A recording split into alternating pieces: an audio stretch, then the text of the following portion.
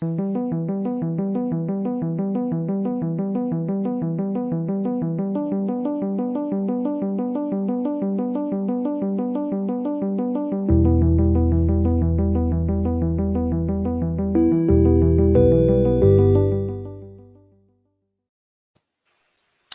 and welcome to Dash 28 Live. I'm your host, Mike Atkins, and today we'll be bringing you a second round match from Call to Arms 5 between Sam Sowden and Alex Coos, who will be joining us in a moment. He's working through a little technical issue. This will be a round 2 match, so the scenario will be Dominate. They'll be playing at 2,300 points, and it is going to be a Kingdoms of Men versus League of Rordia, almost a mirror match. So, and you'll see that when the lists come up. It should be pretty interesting and pretty fun, actually. Joining me for commentary is going to be Jesse Bubia, Luis Serra, and Jonathan Quayle. And we're just waiting for Alex to pop back in. Like I said, he had a slight technical issue. And while we're waiting for him, we'll go ahead and start going over the lists, starting with Sam's. Bring that up real quick. All right. Sam, could you walk us through your list, please? Okay, so I've got 2 hordes of pikes, one with a potion of the caterpillar, the other one with a hammer of measured force, both with indomitable will as standard. I think the option is to not include it. A horde of foot guard with 2-handed weapons and the brew of strength, and also indomitable will. Then I've got 2 troops and 2 regiments of fanatics.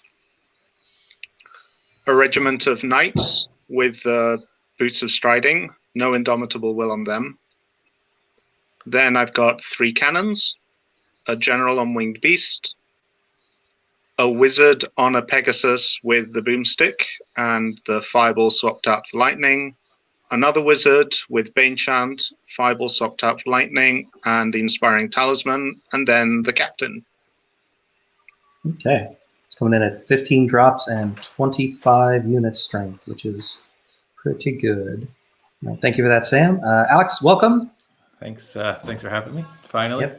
Yep. So we're going to pop over and do your League of Rordia list now. Could you walk us through this, please? Yep. So I have 2 pike phalanxes, 2 regiments, and then no indomitable will on them. A horde of foot guard with Blessing of the Gods and indomitable will, and they have 2-handed weapons. So, and then 2 troops of mounted scouts, 2 hordes of honor guard, one with sharpness, one with pathfinder, both with indomitable will. And then 3 cannons, Duke on ancient winged Erles with the staying stone, standard bearer with loot, wizard with inspiring talisman, Banechant, and lightning bolt on a horse. Another wizard with boomstick on a Pegasus with lightning bolt, 3 instead of fireball, and then the battle shrine. So similar. So, yep, also 15 drops, and also a little less unit strength because a few less infantry hordes, but still 21 is a good amount of unit strength there. Yeah. All right, so now I'm going to bring up your Universal Battle Room. All right, so this is the standard map for round 2. And so looking at this, it looks like we've got 2 forests over on the right side, kind of 2 hills in the middle, a very large building over on the left in the middle, and a whole bunch of fields in front of it, and then another building just above the fields. And that road doesn't actually matter. Is that correct? It's just decorative? Correct. Okay. Yeah, just decorative. And we just double checked before or during deployment that the garden that's in the building is part of the building. So it's all height 9. Yeah. So. Okay. And those walls in between the quadrants of the field, is that another obstacle? Yes. Yeah. I was assuming so, okay. yeah. Yeah, it is. Okay, cool. And you guys have placed a little tombstone in the middle since we are playing Dominate, just so everybody can kind of eyeball where the center of the table is. Yep. Perfect. Okay, and it looks like Sam has deployed on the top. Sam, could you walk us through your deployment, please? So I've got the 3 cannons pointed towards the middle of the table, and a troop of fanatics and the general on winged beast to protect them. if essentially almost wherever the general goes, Alex's general goes to jump over the building, he's going to be in range of something. So he's going to get charged as soon as he jumps over. Then in the middle, Okay. I've got both hordes of pikes with a foot guard behind them. Then I've got a group of fanatics with a wizard in between them. I've got the captain where he can give his rallying and inspiring to as many things as possible. Then the wizard on the Pegasus next to them, and the knights out on the flank. Okay, great, thank you. And then Alex, down here in the bottom, could you walk us through your deployment, please? So I have my Baron on the winged arrows on the left, far flank, with the boomstick wizard on Pegasus, and then which I deployed before Sam deployed his fanatics troop, which I had forgotten about. And I have my foot guard horde in the middle with the battle shrine, and then the 3 cannons and 2 pike regiments around the hill. And then there's the mounted scouts behind that. And then on the far right flank, I have both honor guard hordes with a mounted scout troop and the inspiring wizard. All right, great. And you guys don't have any actual scout units, is that correct? Correct. Correct. Okay. And you have... and Sam, you rolled for the captain, and you rolled a 2, but you elected not to move anything. Is that correct? Yes. Okay. Just in case anybody watching was curious what he moved after deployment, the answer is nothing. Yeah. Okay, great. So thanks so much for walking us through that, guys. Good luck to both of you. Have fun, and we'll see you back here when you're done playing. Thanks. Thanks.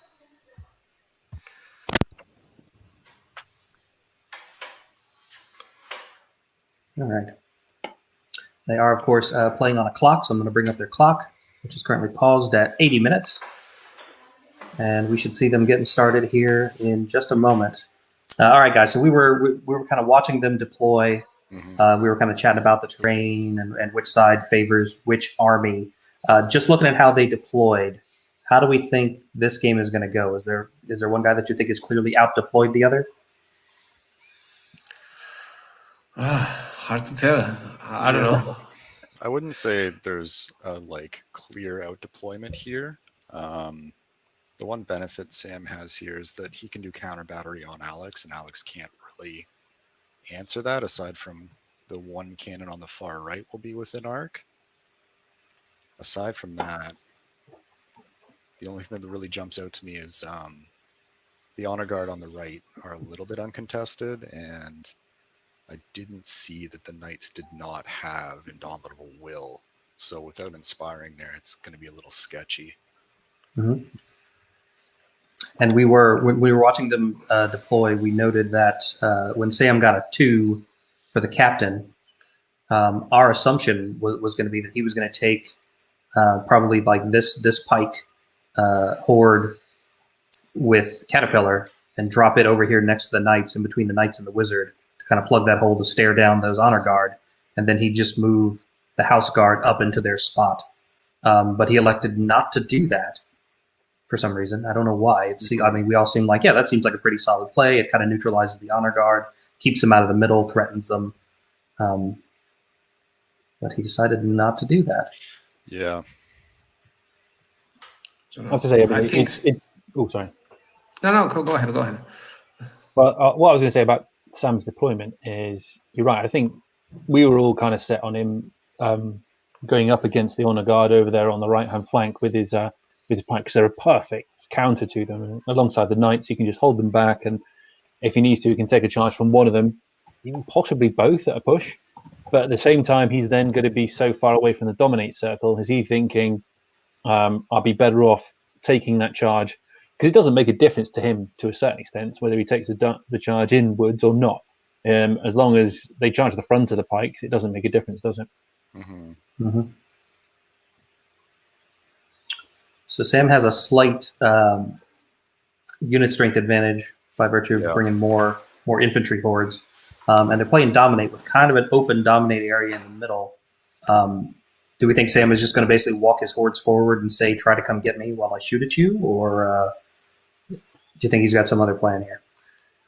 I think so. I think he's gonna just advance and then turn them to face the honor guard, so the honor guard cannot flank easily, and he's gonna stay kind of put, I think. But Yeah. who knows? I think both armies are going to stand off here and just kind of hope that shooting really softens up the other side before they get in. Alex might push a little bit earlier with the cav, but there's going to be it's a lot of shots on both sides between the lightning bolt and cannons. It's gonna be really important, the target selection, I think, for these first 2 turns of shooting. I mean, who do you think is going to be Sam's optimal target with the lightning bolt he's got and the cannons? Battle Shrine, I think I will go for Yeah.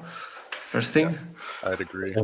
Same here, 100%. I think the battle shrine with its rallying and its mobile lightning bolt makes a big difference in there. It could be the honor guard, but the honor guard is on the other side of the table, so it's out of range. But I think it's going for the Battle Shrine. So just looking at his initial moves as well from Sam, he's taking the temptation to turn the knights. Now, the interesting thing from my point of view is that he doesn't. All he's doing with the knights is delaying, so he doesn't want to put them in a position where they can't reverse. So he can only now go back 2 or 3 inches. So if the honor guard force it, they can force him to charge or be charged, which is not where he wants to be. If he'd have just allowed them to turn, stay 90 degrees, he could have just reversed them up 4 inches a turn and just kept those honor guard constantly chasing them. So that's one concern I've got off the bat. It has to be said. Because even with them being 90 and the mounted scouts going full movement, they'd have still been able to pivot around if they wanted to get something behind there. So yeah, I'd have to agree with you on that one. Yeah, these are the tough. I think because of the amount of shooting you've got on each side, it could be it's going to be a tough couple of first couple of turns. Yeah. So we just got to see, and let's be honest, artillery are one of those things where if they go well, it's devastating. If they go badly, it's a waste of points. Yeah. Right. And like you've got what, 330 on both sides investment between the 3 cannons? Yeah, they 110 each, aren't they? Yeah, I believe so. Yeah. Also with artillery is I think is how many turns are they gonna shoot? Because sometimes everything is in combat and you have no shooting options. But I don't know here. Sam is moving quite aggressively. His march, I think, his march 10 with the infantry. So given that we're go ahead. Sorry. No, I don't know which target is gonna hit Alex with the cannons. Maybe one of the hordes. I don't know. Yeah, given that we're playing Dominate, right? Like they're both going to push their guys towards the middle. So I feel like, usually the problem with artillery is first couple turns is prime shooting time. But in a scenario like Dominate with a map like this, where everybody's going to try to end up in the middle, having cannons late game to pick off some unit strength in the middle might also be useful. Because we were talking earlier about how neither of these lists have a really clear War Machine Hunter unit, except for maybe a flying general kind of character, but that's a very expensive character to throw after cannons. And given where both guys have put their cannons, I feel like Sam's being up and away and off to the side means they have a better chance of living all the way through the game. So late game, we might see those cannons come back into play. Oh, yes. Look at that. That was a tough damage is double one. Yeah, that's a rough start. So it looks like we got some lightning bolts going at cannons to start. Got 1 point of damage at least. All right. Cannons don't have awesome nerfs. They're only 9/11, so you could still waver them on an 8. So but they're rallied, aren't they, as well, with the shrine? Oh, good point. Good point. Oh, they are. He's shooting the cannons? Yep. With the cannon. The strange thing as well is he's shooting the one cannon that is not... Well, I suppose the thing is he wants to be a bit cagey with his wizards, but maybe he's a bit too cagey? Yeah. Yeah, that might be the only one that was in range of the wizard on the hill. Because you're right, he should probably be shooting at the one on the far left because that's the one that can target his cannons. Mm-hmm.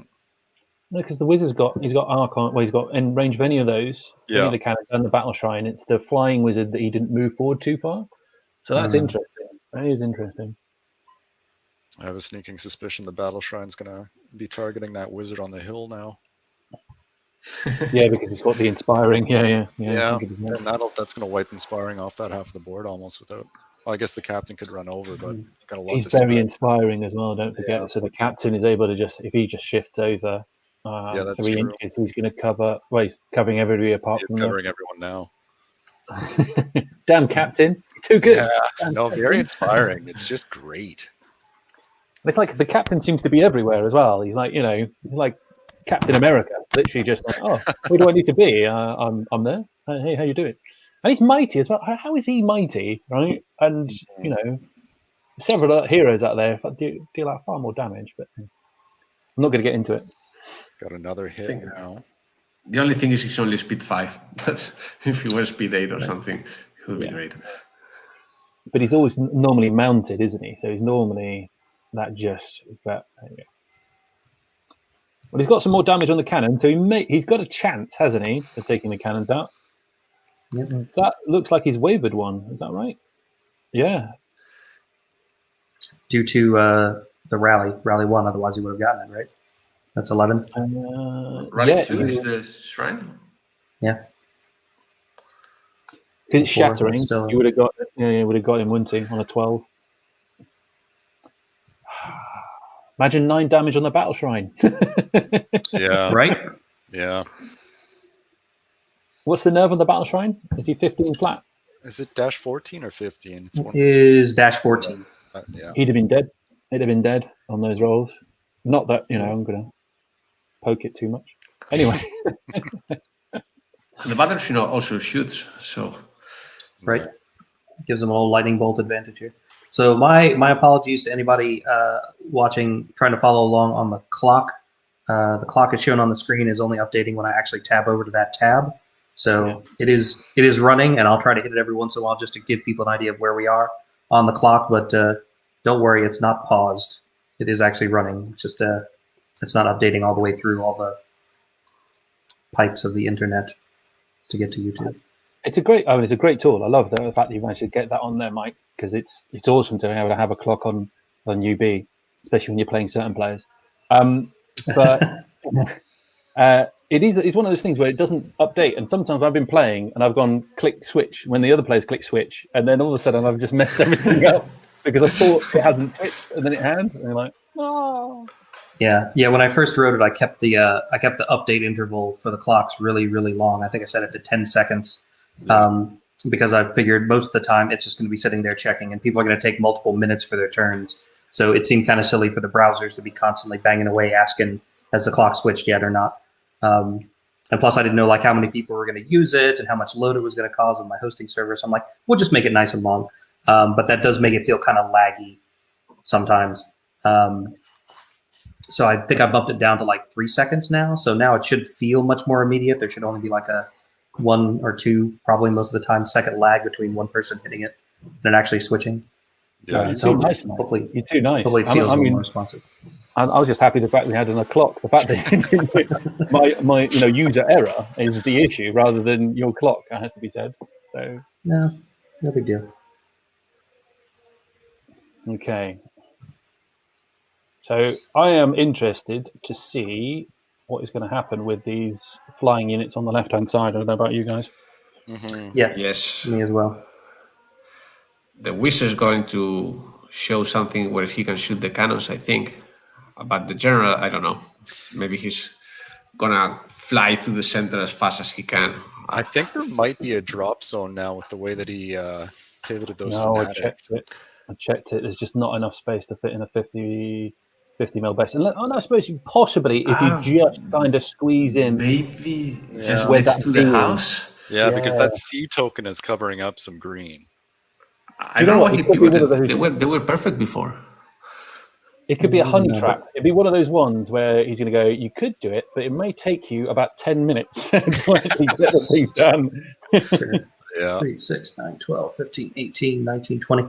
Yeah, I mean, if he gets really close to the building, the other general might not be able to get to him either. If Sam's general was like an inch further forward, then Yeah. he could land there, but he'd get charged. So That would take. It's going to take at least 5 or 10 minutes, isn't it? Oh yeah. Just to land him in the right place. wiggle. Yeah. And the thing is, actually, because he only got one turn, because that's going to be more than 10, isn't it? That's going to be more than 10. So he's got one turn. So even if he lands there, he's not going to be able to see anything because the fanatics are going to just walk forward and go, "No, you can't see me." Oh, yeah, good point.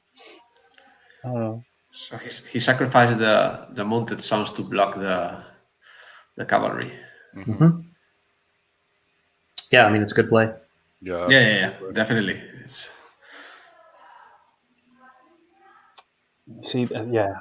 I mean, if he'd just been in reverse, he could have taken the mounted. Can he back off enough from there to be over 14? He can't. He just can't back off enough. No. No, he's going to hit the table edge. Yep. He's only got like 3 inches. They're not long for this earth. No. Yeah, I was about to say, you don't want to put them quite that far forward. They might be able to slip around and hit you there. There you go. Now they're hidden. All right. Yeah. So it looks like Sam basically did what we expected, right? He pushed his hordes forward. He shot at some stuff. He put fanatics up on the hill, curled the sides in a little bit. Mm-hmm. So where's your approach here? If you're Alex, are you relying on counter shooting and those 2 honor guards to like win the flank and then turn in and pinch everything in the bottom half of the game? Yeah. Yep. Yeah. So go ahead.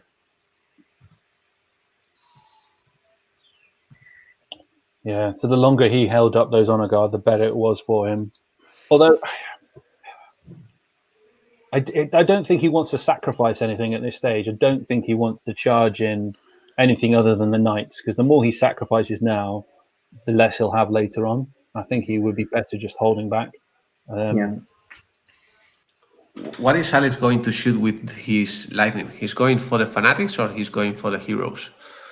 For the wizards? I would go for the heroes, but me too. Yeah. Less nerf, easy target. The cannonballs, I would actually be tempted with the 2 cannons to possibly shoot the flying wizard. Yep. Because if you shoot the flying wizard and take him off, that takes out a lot of utility. Although I think if with the amount of damage that's on the cannons already, he may be able to take out 2, if not 3, in the next turn if he's really lucky. He was going. He's going with trying. He's going for the time trap. I mean, admittedly, he can suffer the charge from 1 or both of the units. He can't take both, but he can take 1 of the units. Having said that, I've already lost a horde of lichens to 1 troop of fanatics, so I don't know what I'm talking about.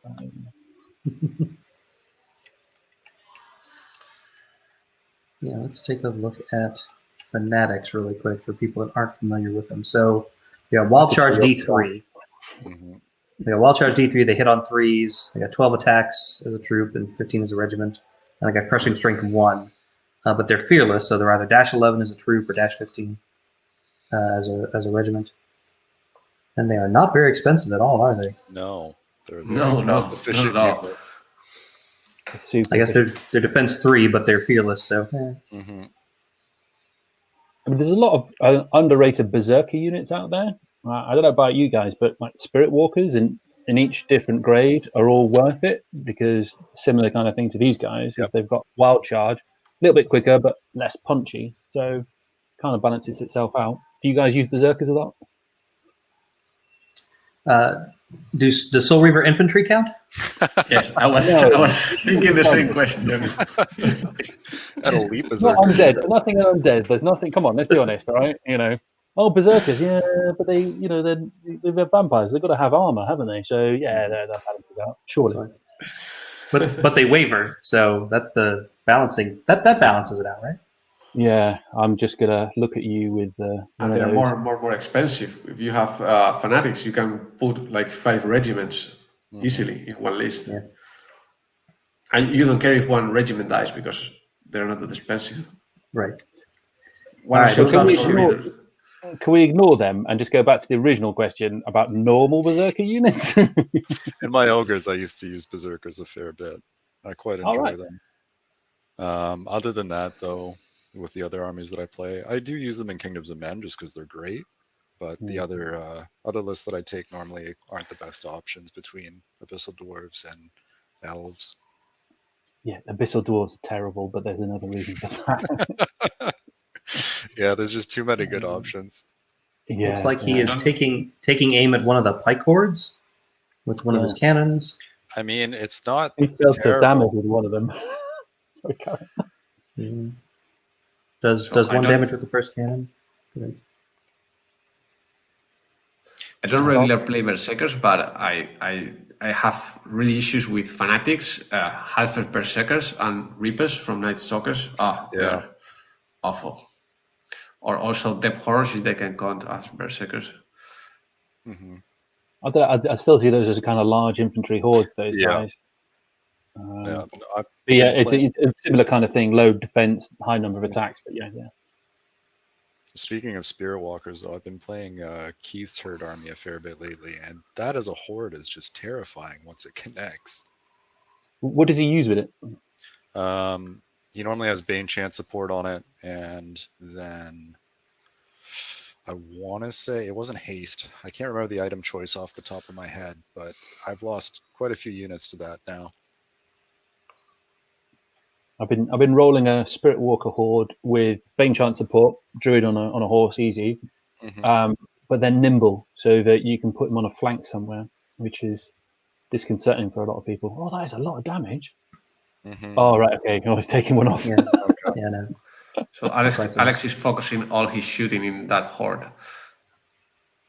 I mean, it's not a bad call trying to get rid of the big No. strength blocks. Yeah, Especially if Moving his to the near phalanx blocks. Hmm. Yeah, if he figures that he can wipe out everything else in the army with his honor guard, then I guess shooting the hordes to death isn't a terrible plan. I probably would have gone after support pieces or his artillery at this point in the game. I mean, it's going to be good for. I mean, obviously, we said we preferred him to hit the wizards, but it's going to be good for him late game when the honor guard really start to get into the mix. That Yep. they're on a lot of damage. There's not a lot of. There's no heal. I don't think in Sam's army, No. but I don't think there's any heal in either army. No.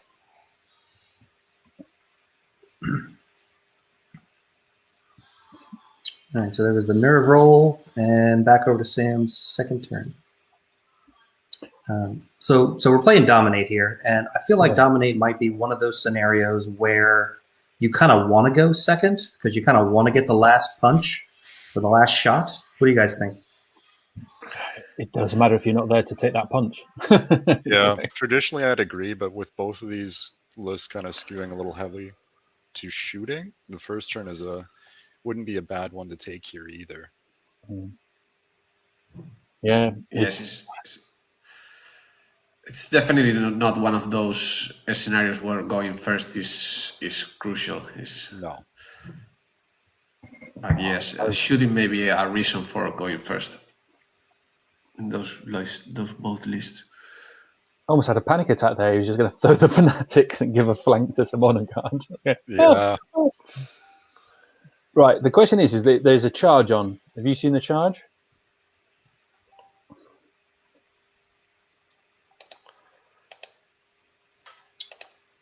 Which one are you talking about? There's a charge on from the pike unit on the left that goes into these foot guard.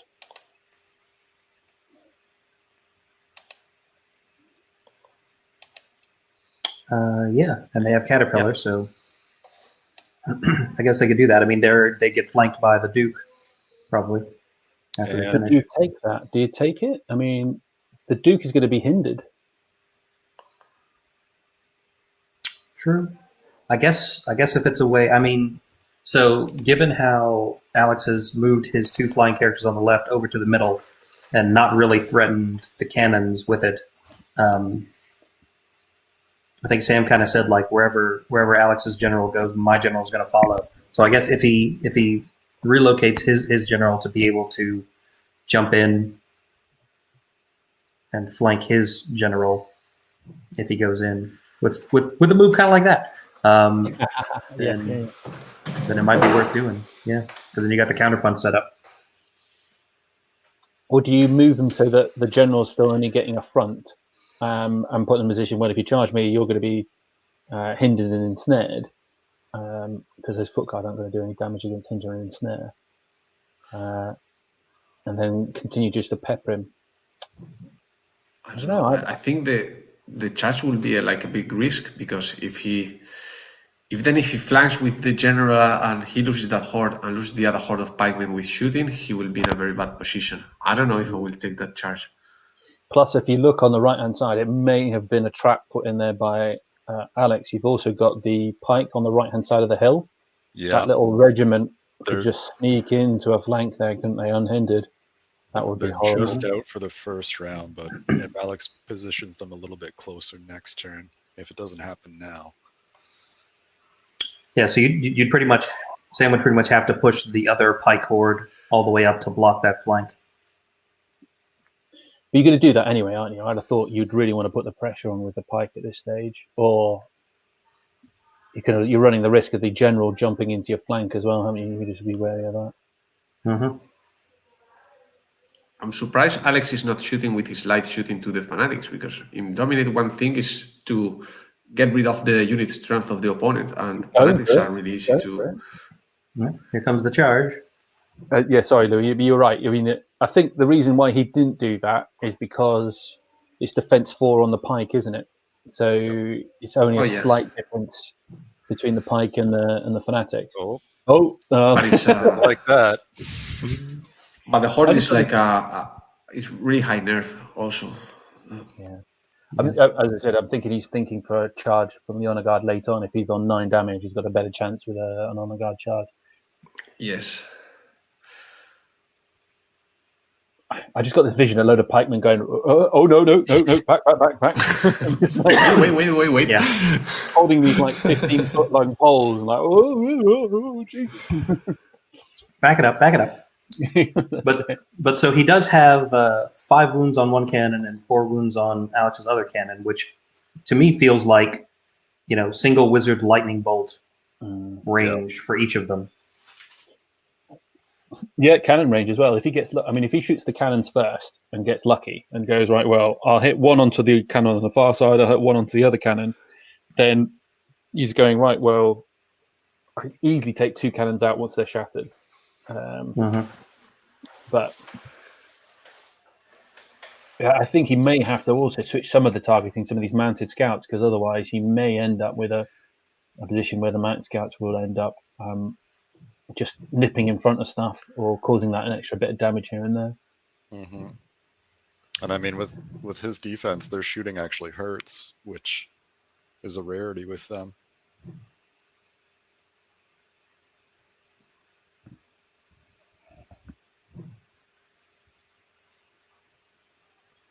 We might still see that pike charge across the field. He might just be deciding what to do with the whole rest of the table first. Do you guys do that sometimes? Do you look at the table and like, okay, so there's a couple of obvious things that I'm obviously going to do, and like you can either do them first and then worry about everything else that you have to think about, or think first and then go back and do the auto stuff? Like which order do you guys normally do that in? I normally do the obvious first. Yeah, I'm the same way.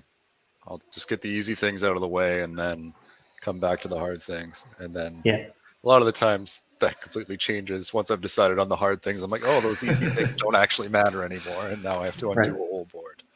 Right. It's the one thing. Oh, sorry, go ahead. I was going to say, I think I'm with you guys. I think I mostly will do the obvious things first because I'm afraid that if I spend a whole bunch of time thinking about other stuff, I'll forget one of the obvious things and not do it. Mm-hmm.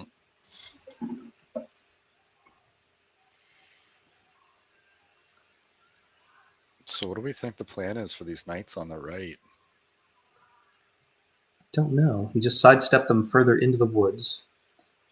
I think they're in a bad spot now.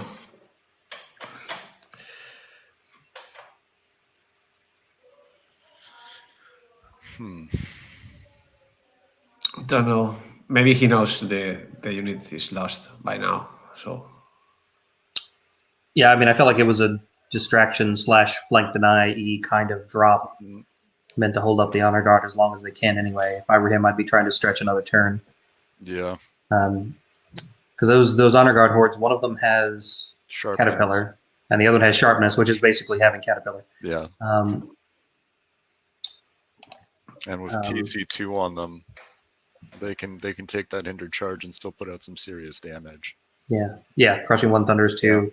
They'll still be wounded knights on 3s. Hmm. What do you think Robinson takes them? Yep. I understand. I think he's backed off the fanatics, hasn't he, on the right hand fanatic, so that he's out of range. Yep. Would you possibly look to maybe try and maneuver them so that even if they do get charged, you've got a counter charge? I don't know. Maybe it's a bit more risky. I feel like Alex might have forgot to pivot the knights that came out of the forest as well, because he had the option to do so, and he could have kept the other knights in easily with like 45 there. Yeah, it's given the opportunity to slide by, hasn't it? But I don't think they're going to get very far. The fanatics where they're going at the moment. What are they going to do? Because they're threatening the pikemen, aren't they?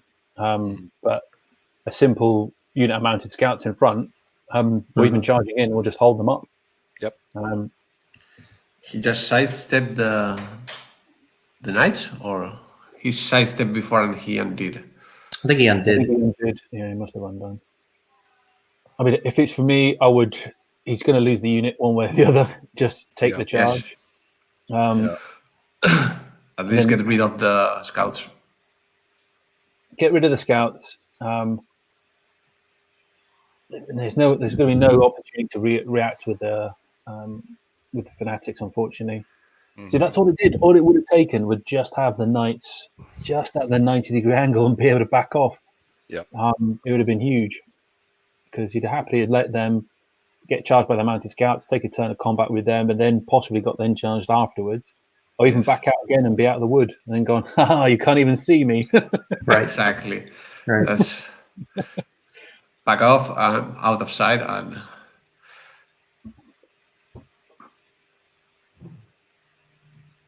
It's a lot of jockeying, isn't there? There's a lot of jockeying for position. Mm-hmm. Definitely is. So come on, what do we think Alex's plan is then from here? What do you reckon his plan is? Just sweep and delay on the left, I think. Because Yeah. I mean, not a lot's going to hold up those honor guard now. And I don't know, ideally just delay on the left as much as he can and just keep getting shots into the wounded horde. And then hopefully the honor guard come in to win the day for him. Mm-hmm. Because from Alex's point of view, would you charge the foot guard in, or would you leave them behind and just continue to threaten? With both hordes or just the one? No, so I'm thinking on Alex's side, he's got the foot guard, hasn't he? Oh, sorry, the foot guard. Sorry, I heard honor guard. That's my bad. Possibly said on the guard. I don't know. Honestly, with the foot guard, I would just leave them where they're at. I'd rather take a charge in the front from the one horde of pikes that's in range.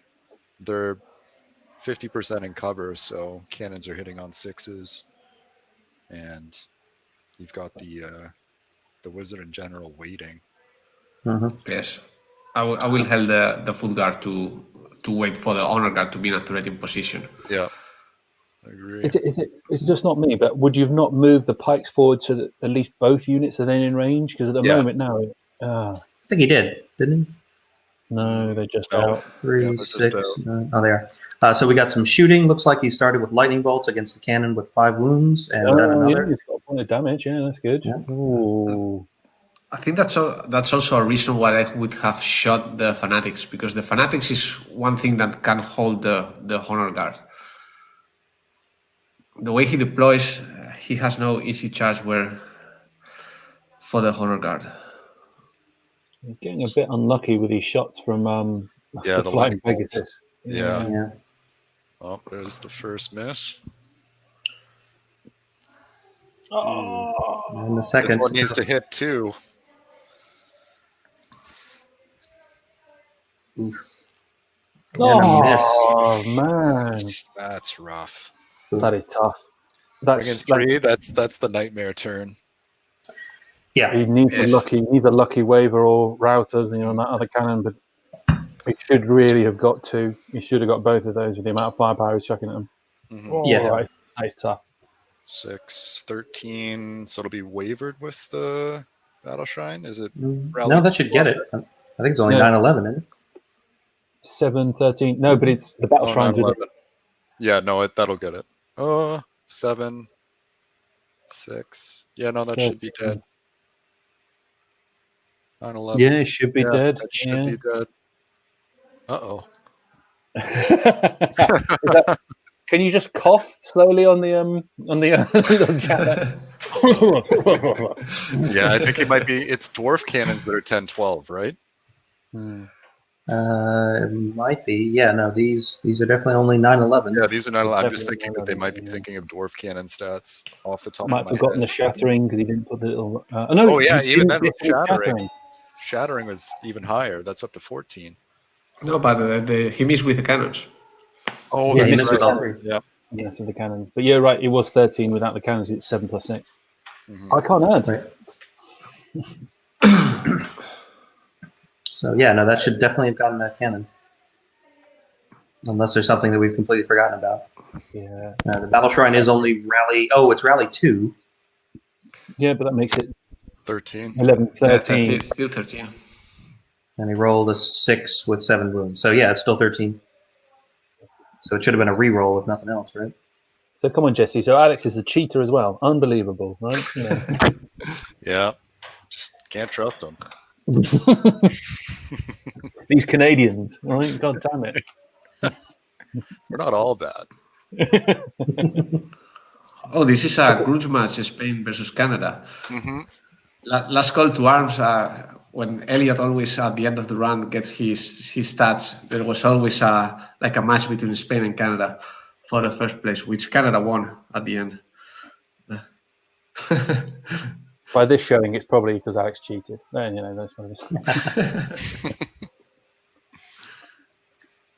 All right, so bottom of turn 2, still looking for somebody to get first blood since that cannon is still sitting there.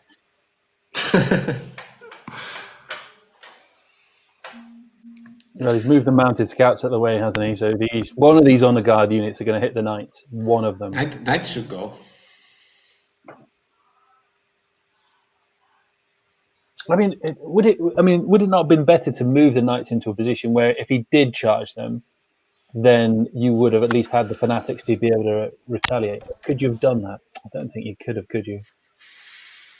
Well, what's their cap? 13 with wild charge? Yeah. Cap is 4, 13. 5, 6. Yeah.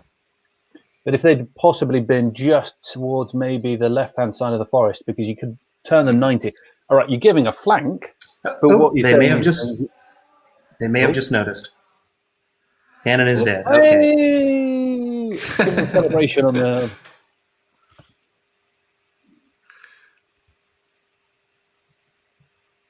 Yeah. Uh-huh. Yep. There it is.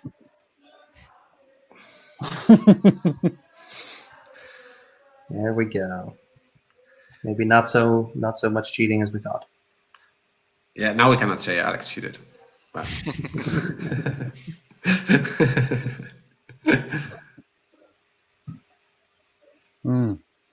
Okay, well, at least justice has been done, considering how much terrible rolls he had shooting. Yeah. there.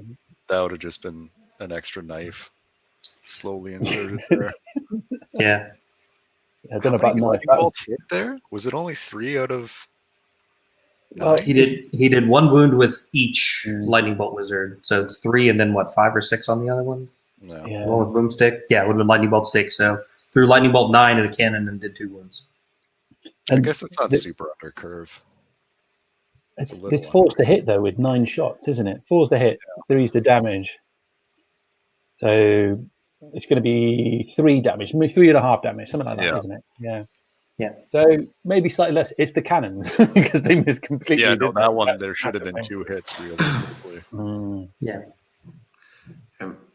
Yeah, and Sam has less light shooting than Alex. hmm Sam only has the 2 wizards. Right. So how much difference do you So- think it would have made if it had killed the battle shrine turn 1, and then the cannons would have still been able to shoot? Right. Oh, I I think didn't it's cool. expect both to go in. Oh, 100%. I kind of had a feeling that he'd send both because you want to get rid of those knights as fast as possible, That's true. guaranteed.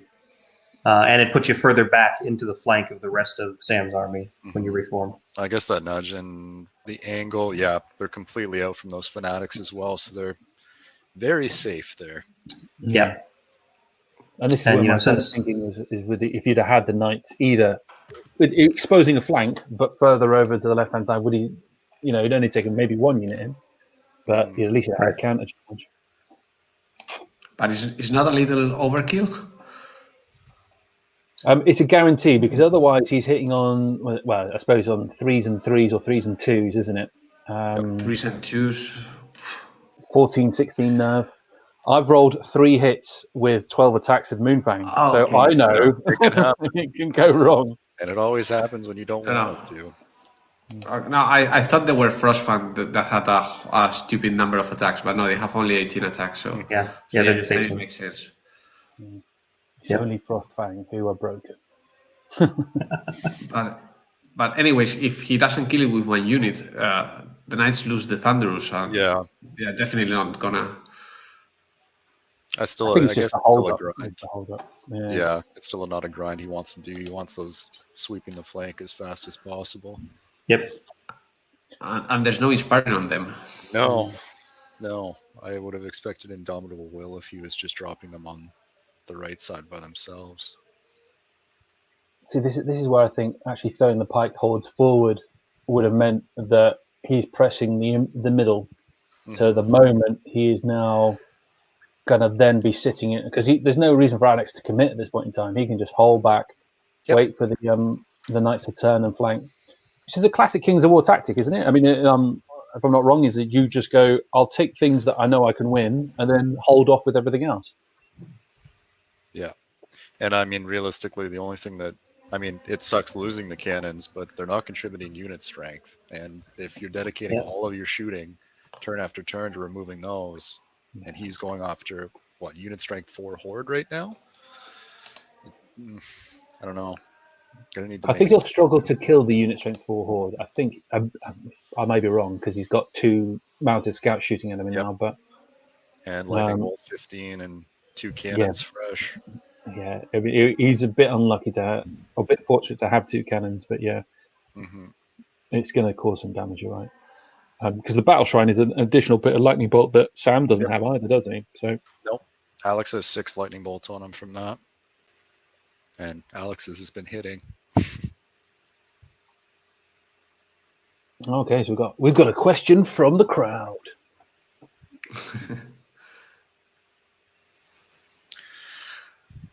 Ooh, it's a good question.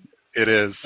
Is it leaning more toward the shooting army that he's arguing? Is that what Justin's saying? I mean, I am of the school that if you see a map like this, war engines are a very tasty addition to your army. They just kind of make sense. I'll tell you what. I looked at this and I thought those horrible Night Stalker and Ogre armies and Abyssal armies where you're using a lot of shooting. I mean, the Ogres, when you start rolling forward with 3 or 4 Warlocks and just put them on the hill and just go, it doesn't matter where you are, I'm going to hit you with a lightning bolt. It's a big impact. Yes, and this map has some points where you can hide and protect quite well the war machines, like some with a troop of fanatics. Flyers cannot reach that. Yeah, and it's the same thing in the bottom right. If you don't want to take the hill to get that height 5 shot, which is great because you can target whatever you want at that point almost. That forest you can fit all of them easily. Yep. And a couple of the test matches that I've done, I've had a horde of decimators on either one of those hills, and it's been aggressive for Dominate. is it not also because the huge patch of difficult terrain over on the left-hand side, plus on the right-hand side, you've got the woods for either side, is that you just can't, there's only a small corridor of Pathfinder style units that you can use. Yep. So you're kind of limited in a standard combat army unless you've got Strider and Pathfinder, which admittedly, if you haven't got Knights with Strider or Pathfinder, you're not playing it right. It just means it's really tough for them. Yeah, I mean, like, it's even hard to get flanks on this map because that building on the left-hand side is like 13 inches long, and it's almost dead center. So, like, you've lost a lot of your ability to use your finesse to get those fast armies into the places they need to be. Did you guys? Has everybody else been in Call to Arms? And I know Louis was. Were you and Jesse and Mike? Were you in Call to Arms as well? Yeah, I was in the one earlier this year, and I'm in this one currently as well. Did you play the previous map? And did you realize that the buildings in the previous map you couldn't actually fit a horde? Yep. Down the back of them. Didn't realize that. I didn't realize that either, especially with a Lycan horde, and you're just running it around and going, "Oh, I can get a flank if I just go around this side." No, Yeah. it doesn't fit. It's only when you actually go to move it and it's already in out of position. You go, "Oh, doesn't quite fit." Is it? I mean, from your point of view, is having different types of maps a good option? Do you feel it's at the right kind of time in the third edition to try and spice up the maps to get a different variety? I mean, it's always nice to have some variety.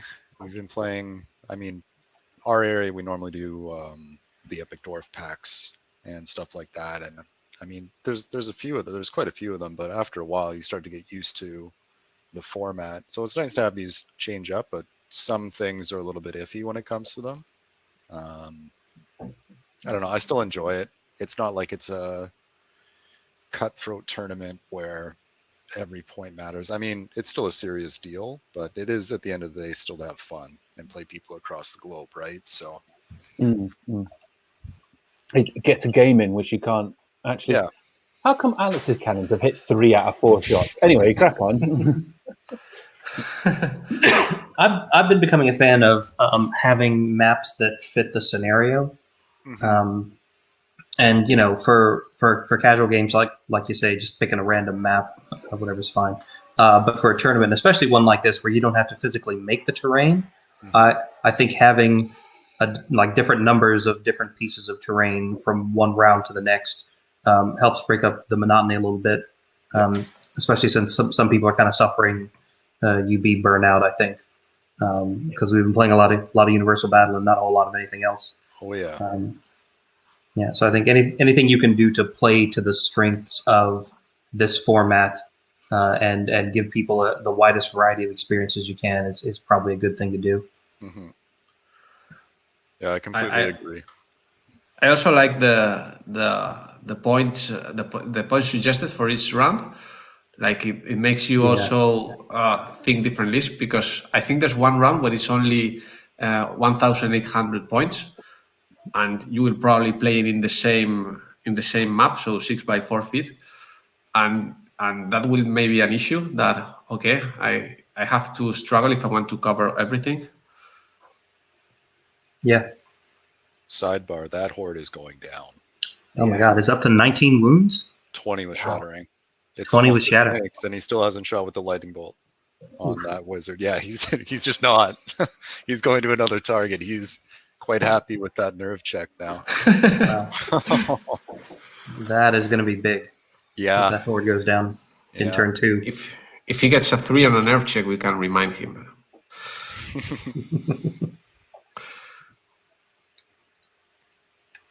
Yeah, it's. Yeah, He's up to 20 on the damage with shattering, so they only know what 21, 23, is that right? 21, 23 with the rallying from the captain, yeah. Yep. Another thing, if with the Justin Berg question of the artillery and this map, if you know that there's a high probability that you're gonna face artillery or other kind of shooting, why don't you bring heal to your list? Try and get rid of that chip damage. Absolutely. Yeah, there's definitely ways to counter it, right? You get your individual with wings, couple other small flyers, stuff like There that. goes the horde. Yeah, 100%. You do. I mean, artillery are counterable, 100%. And in actual fact, I don't think you need artillery so much because there's not enough cover because everything sees over the top of that dangerous terrain on the left-hand side. Admittedly, you've got the woods, but they're just too far because it's a dominate scenario. They're too far out on either flank. Yep.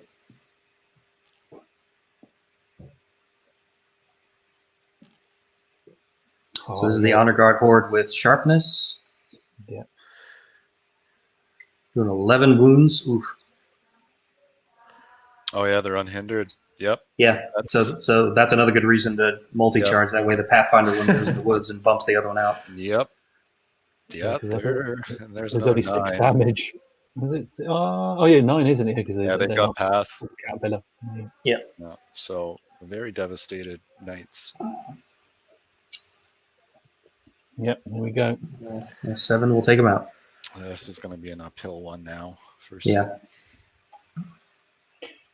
Yeah, I guess for other players playing the same map, I mean, yeah, I can see it being a case of you, because you can tailor your lists. It's the same with any, tournament where you can tailor your lists, especially when you're not restricted by your own miniatures, are you? It could be. I always make the list. I always make the list with miniatures I have or I almost have. Oh, almost. As in, yeah. You paid for but never built, and then I could build a lot of armies that way. I'll tell you that. No, I have this build. Maybe I'll have this build if I painted this regiment of whatever. Yeah. I try to build it that way, not to make really silly lists. Okay. So I bet the only way we can balance this out is Jesse. Does Alex have this army? Yeah, he does have a Kingdoms of Men army. I don't know how much of it's painted, but he does. Okay. So that's up in question. Maybe that's one of the things we ask him at the end, Mike. Do you actually have this army in reality? I think Sam has Kingdoms of Men. A lot of. He's taken off the Fanatic troop as well. Troop, yep. On the reroll. The captain being very inspiring and rallying, almost saved them on that first roll of 5, I think. But how much unit strength that turn? That was what, 7, 8 total gone? That's a lot. Losing one of those hordes, the infantry hordes is really Sam's big advantage in this scenario. And that's what, the end of 2? Bottom of turn 2, yeah. Yeah, this is getting fast tracked at this point. You think that's maybe Sam's mistake, putting the Fanatics troop in range of the pikes because they have wild charge and there's no need to. Yeah, I mean, was it there was other? So you could get the units out of the arc of the honor guard. So that basically meant that the guard didn't have an option other than charge the knights. Okay. That makes sense. It's going to be tough now. Yeah, going into top of turn 3. So what does Sam need to do on this turn to turn it back around? Because I think he kind of took a beating. Yeah, he has to kill that foot guard unit. He has to. What is the Fanatic unit strength of the regiment? 3? 3, yeah. They are 3. Yeah. So Sam's now 11 unit strength, 12 maybe with the wizard on the center, and Alex is 10-ish. But he has the honor guard coming next turn. Yeah. I think Sam has 15 left with everything on the left as well.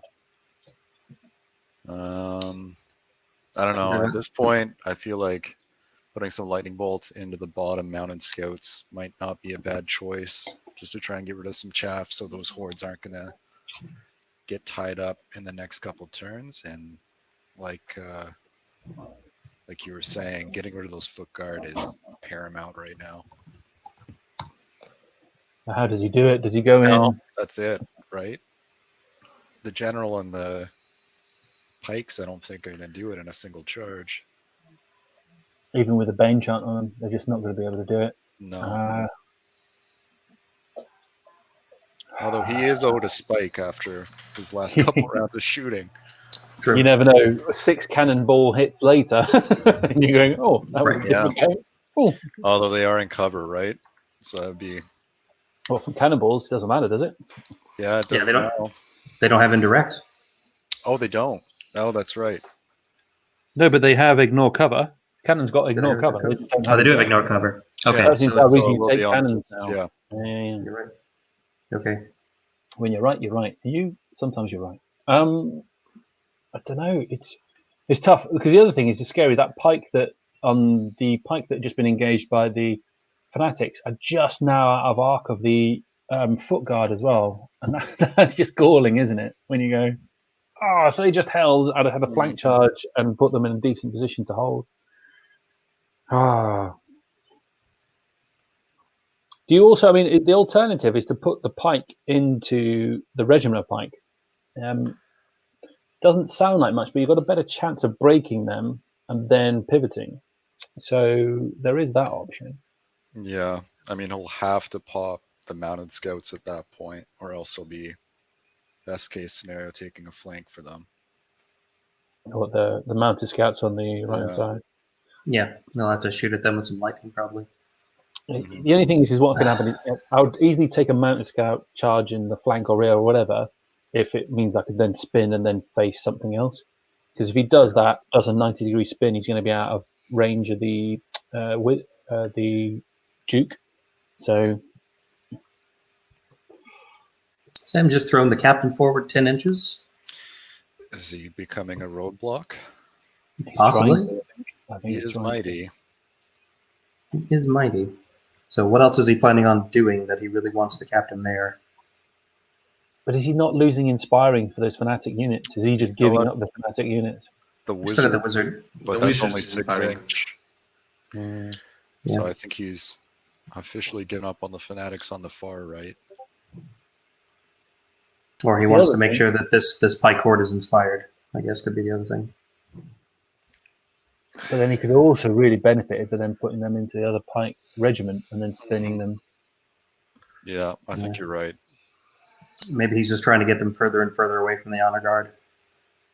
So Yeah. that way he doesn't have to decide like who, because turning one way he kind of shows his rear to the honor guard, and turning the other way he kind of shows his rear to the flying general. Neither of which are really where you want to be.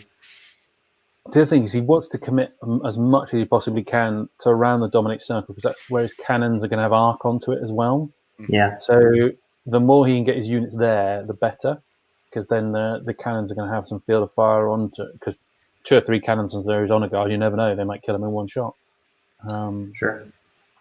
I think the fanatics on the left need to start moving in as well, just kind of creeping. Yeah. Yeah, if Honor guard are good, but goes they're only 16-18, so a couple of cannon shots can definitely waver one or pick one up. It's. I mean, it has to be said. Alex has got the upper hand at the moment, hasn't he? But at the same time, I don't think Sam's lost enough for it to be over. I think it's still. He's got a bit of an uphill battle, but it's not end game No. yet. No, it's not over yet. No. The cannons can still spike and take a fair bit off on the left, and he Mhm. still has a decent amount of unit strength to work with. The only thing I'm worried about is the counter onto those pikes is going to hurt. Yep. The foot guard are going to go up to crushing 2 with Bane Chant, 25 on 4s with Elite, plus the general on the flank is not going to be a good time. He's put the wizard into Bane Chant range, so he's definitely going for the Bane Chant, I think, on that horde. Mm-hmm. So if he hits on 4s, and then are they two-handed weapons, so it's going to be 4s Yeah. and 2s. Yeah, they're down to 4. Down to defense 4, so they'll be wounding on 2s. I guess this comes back into the question about Indomitable Will and how effective an upgrade that has become. But they're also rallied, right? So that horde is what, technically -25 with Iron Will? Yeah, essentially. Yep. He's not gonna one shot the horde. No, it would require. Yeah. I mean, it would be the Even spike of without spikes. rally. I think he's hoping in return that even with Elite on 4s, he could have a low roll, and then with the Duke coming into the flank, he could have a low roll, but it's asking a lot, because what are they on at the moment? They're on 21, 23 with the captain being in range, aren't they? So His advanced one cannon. oh, interesting. Interesting. I'd have still kept him where he was. He still had an arc, didn't he, into the other cannons? He Yeah. could still shoot the battle shrine. Yeah. Yeah. I would have really been trying to take out the rally for this charge here. 'Cause Yeah. I just ran the numbers quick. It's about a 3% chance for a kill. The On the lightning bolt horde. worked this turn, though. The lightning bolt's done its damage. Yep. There we go. And he's still got another one, so Oh, no, he's This missed one. with the No, bane bane charge. shot. Oh, no. So taking that into account. No. and he's moved one cannon, so he's only got 2 cannon shots. And he's going after the other cannon and misses with the first one. Gets one Oh, hit he got with the a second. hit. And gets Ah. all 3 on the D3. And wounds with all 4. So that'll be Could get 5 with shattering. Could get him. Could get him.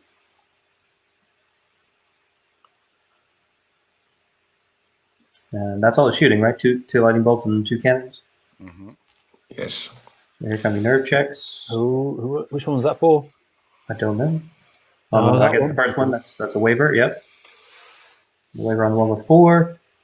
And a 7 on the one with 7 will definitely get it. Good. And a 5 should get it too, right?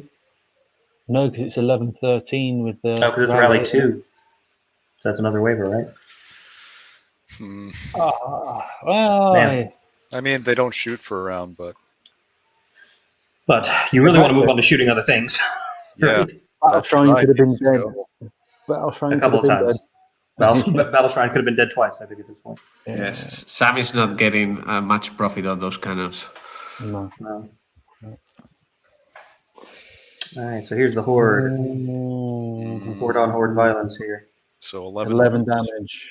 11 damage. So can't even be taken off then, or wavered. Doesn't even need to use the Indomitable Yeah. Will. But if he can hold for one turn, he will get rid of the other horde. Yeah. I know it's 4s and 4s, isn't he? Because there's no crushing, is there, on the. No, because he missed the Bane chance. Yeah. Mm, 5 Oh, I wounds thought and they only were- they're not even crush 1 to start off with because they're No, only it's men. the other horde that's got that. It's got the two-handed weapons. It's the foot Yeah, I guard. was thinking they were CS1 to begin with. Yep. Nope. That's not ideal. Oof. Yeah, so that's 3 damage onto the Mantis Scouts. Are they defense 4? Although they shoot you ones, are they defense 3? I think they're defense 4, aren't they? Mounted scouts are defense. Oh, they are defense 3. Yeah. Okay, so that's 3. 4 damage. Yeah, And they're 10-12. 7 will waiver. that's not good enough though. It's not. Damn nimble. Oh, and Is the waiver top, perfect for Sam? no, the top honor guard has an angle. Just the corner. Still has a slide arc. That was almost awesome for him. Yeah, But and not even then they're nimble, right? So they could Yeah, back they're up. nimble And to do get out that. the they can way. back up and turn, yeah. That's a tough break. So this is gonna. It's in Alex's hands if he can get breaks on both of these fanatic units and on the pike. That's all all she wrote. Yeah. But Yeah, I think so. if he can survive with maybe the pike, maybe another unit, he's got a chance. But even then, the pike going to be so severely damaged. It doesn't matter that they're in snare and phalanx and all that.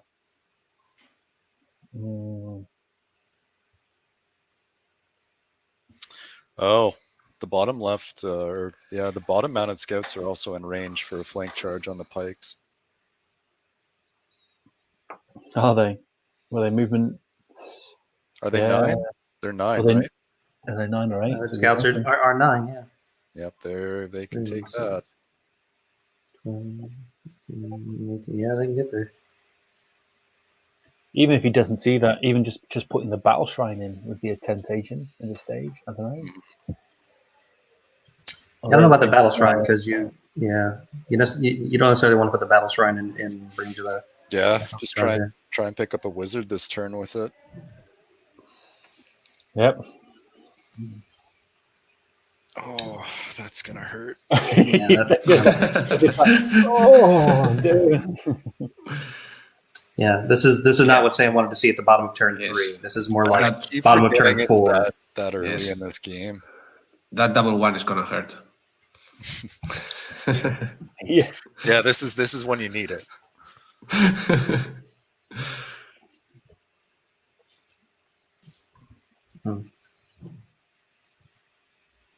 Are So we where we missing thinking? some crossbow units on the game? Some crossbow units. No, it was before the last battle report, the last live stream was OP crossbows. Oh, yeah. Yeah. A couple of crossbow Oh, yeah, I regiments remember, did yeah. way better than anyone Yeah. suspected. Yeah. Yeah, I don't know how much of that was overpowered crossbows and how much of it is just overpowered Tom Robinson. And that's something that the rules committee should really fix. You guys should Yeah. nerf Tom Robinson. It's unfair to the entire rest of the community. Yes, Tom Robinson must play 200 points less than the other It's been a guy. pointless. Yeah. No, his dice rolls Um, should be reflective in universal battle. They should be like, oh, you only got 3 hits when you should have got 20. Never mind. Yeah. I mean, it doesn't need to go that. Where's the wizard gone? And then it just. I mean, Right. You don't need to make that much space. You just got to leave enough room for the honor guard to get by. I was going to say, was he just like the gust of wind as the honor guard just like fly past the map scouts? All right, guys, what are you doing?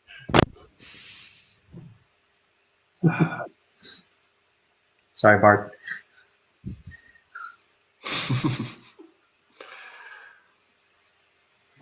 All right. So here we are, bottom of turn 3.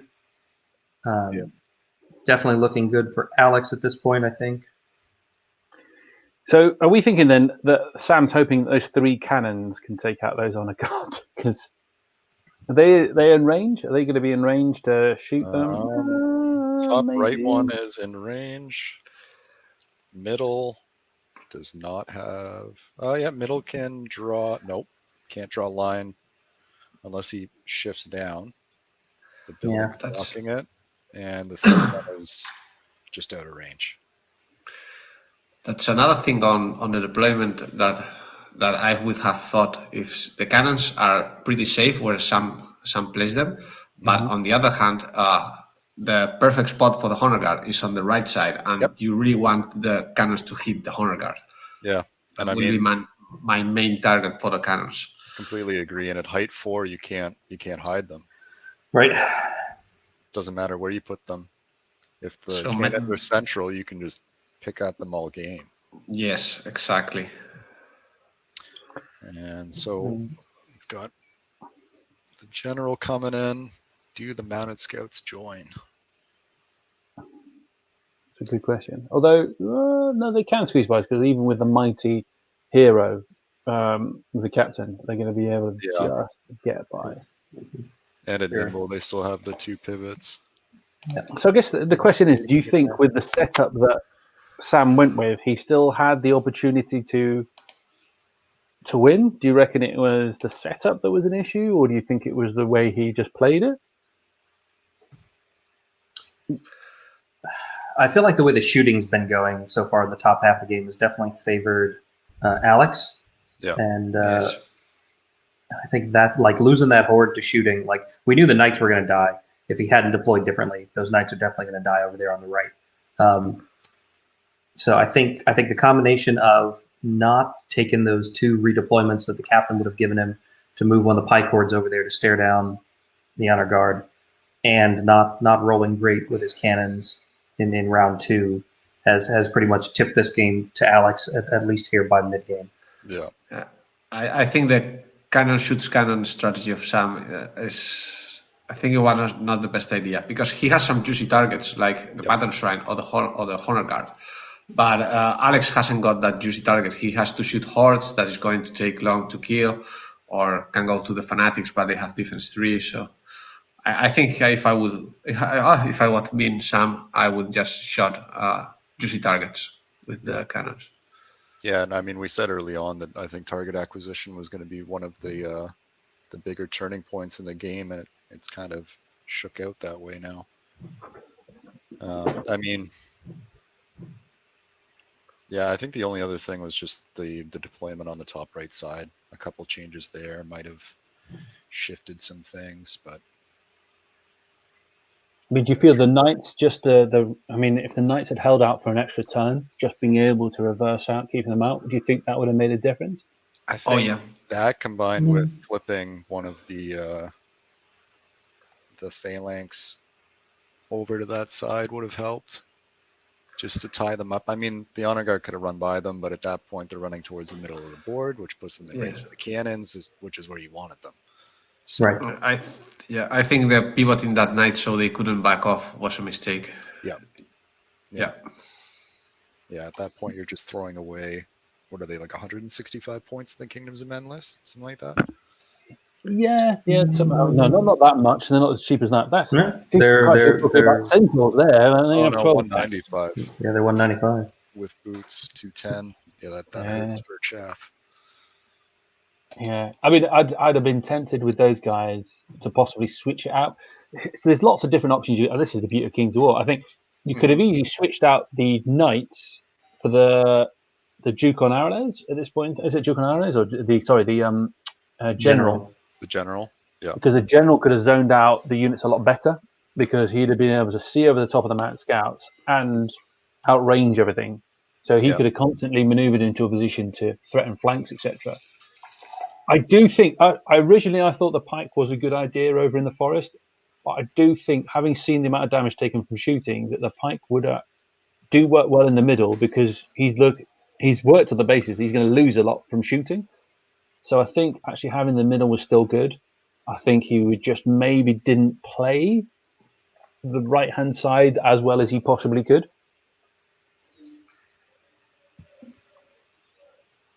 Because you think about it logically, he's got one pike cord left. If he'd have moved a pike cord over to the other flank, he'd have lost the pike cord and had nothing over here other than the honor guard, the foot guard, and it wouldn't necessarily been as effective. So it's like, Yes. Mm-hmm.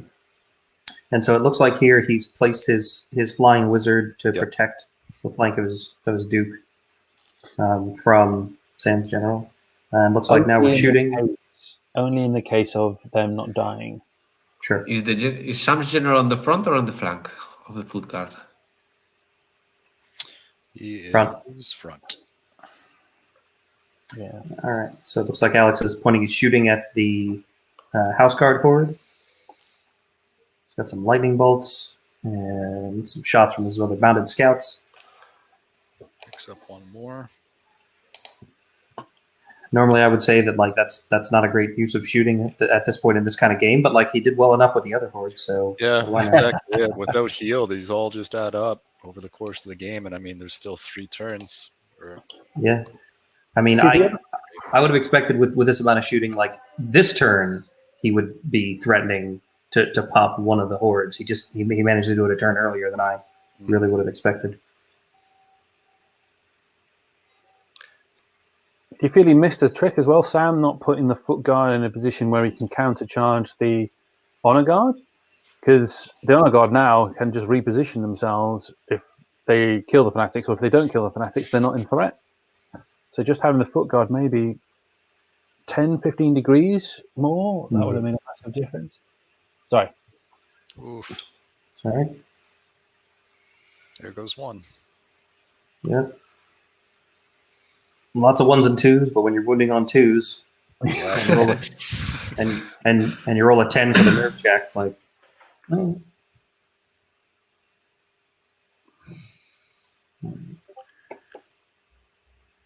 All right, so honor guard in the flank. Oof. Yeah, I was going to say 2s and 2s. Well, they got caterpillar and +1 to hit. This is making up as he goes along. So he has 2 cannons that can target the bottom honor guard now. 2 of 3 at least.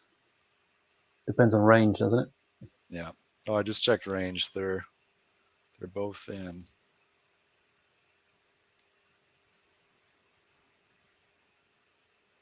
How do you check range? Just click anywhere on the map, and then you can drag Mhm. when you're fully zoomed out. And there goes the other fanatics. So that takes care of both fanatics regiments over here on the right. So all 3 cannons then I've got. Surely have they got arc to the bottom unit? I don't think the just middle one out. does. Yeah, it's just out with the way that building's positioned. Yeah. So All right. As his So position now, if Sam puts the Pegasus in front of the pike, are the other just blocked? So has he Bane chanted the foot Yep. guard? they went off. So we're up to 3s and 2s. 4s and 2s because of the snare. Oh, yep, that's right. 4s and 2s. Yeah. That's going to be a big combat because if he can get a win there, I think I'd possibly put the pike into the Duke and then the foot guard into the other foot guard, and then just see if they fit, and then see how it fits out from there. Yeah, so this is Pike Regiment on the captain. Does not get the captain. Okay. Alex he's always kind of positive in his hit rolls, isn't he? Yeah.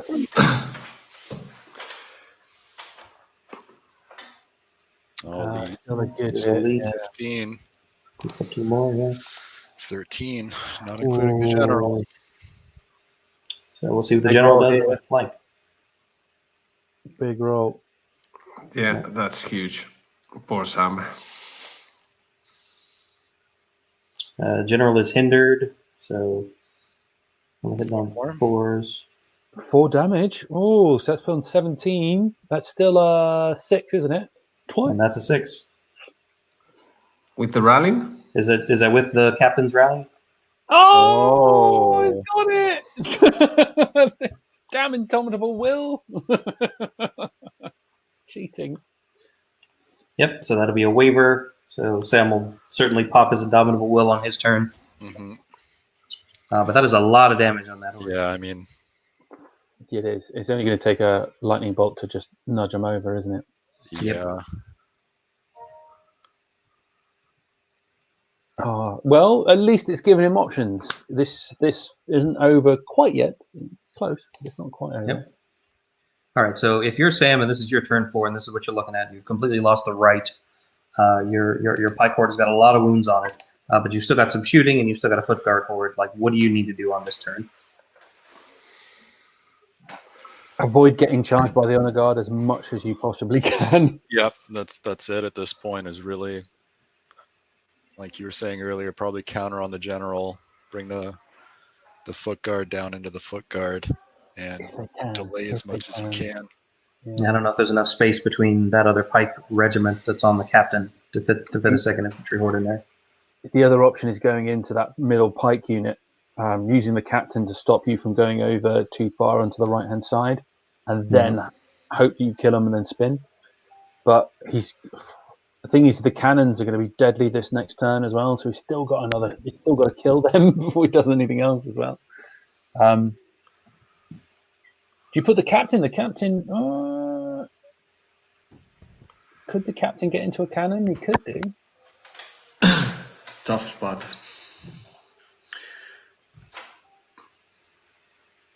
See, what you could do now is that you could charge the pike. So you counter charge into the Duke, and then you put the general into the foot guard to tie them up, and then you put the honor guard into the pike, because the captain would be in the way, and then you could put the captain into one of the cannons. That would kill a cannon, and then you free up some of your shooting. Looks like he sent the captain into the pike regiment instead. Why doesn't he listen to me? God damn it. Which I guess if he can get in the way of them and hold them up, then maybe the honor guard behind them get held up for another turn as well. Yeah, but the honor guard can see the captain.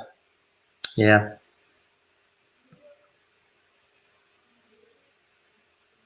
Yep. So there goes Indomitable Will on the Pike Horde,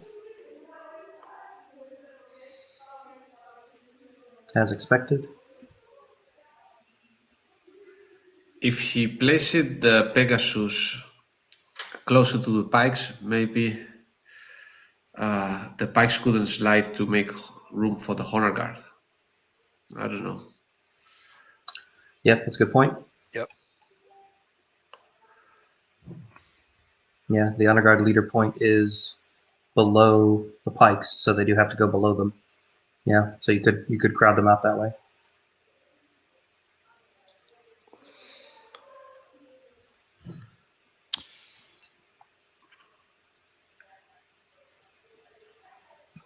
And it looks like he did not actually charge with the captain; he just got in the way. Yep. And I'm not sure why. 3, 6, 9. Yeah, I mean he's not keeping him in inspiring range of the other horde. Maybe to avoid killing them. I don't know. Yeah, maybe. Yeah, I guess that would make sense, right? Because then if they die, then the honor guard has nothing keeping them from hitting the captain. Mm-hmm. Yeah. At this point, would you start switching to playing for kill points or sticking strong to it? If you're Sam, Yeah. ooh,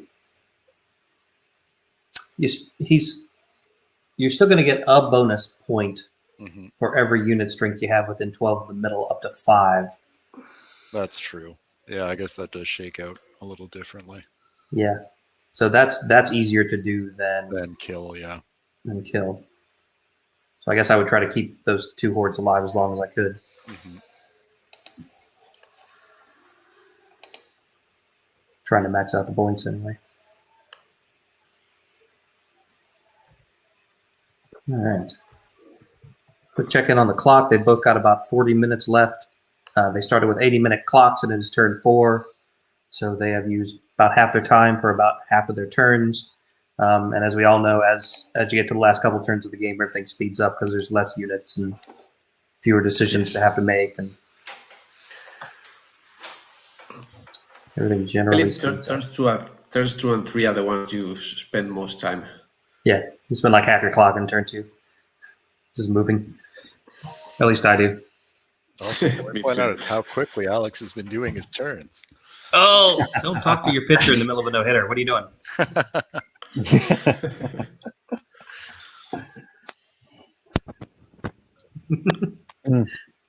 Being British, that's actually the first time I ever heard that, but I understand the saying. Yeah. It's like when you go camping, never ever look up and say, well, at least it's not raining. Yeah. There's got to be a COVID representative. Oh, I don't know anybody who's had COVID. Oh, crap. Oh, no. So we have any. There's no declaration, is there, at this point? Oh no, he's moved the other cannon as well. Let's move the cannons. No.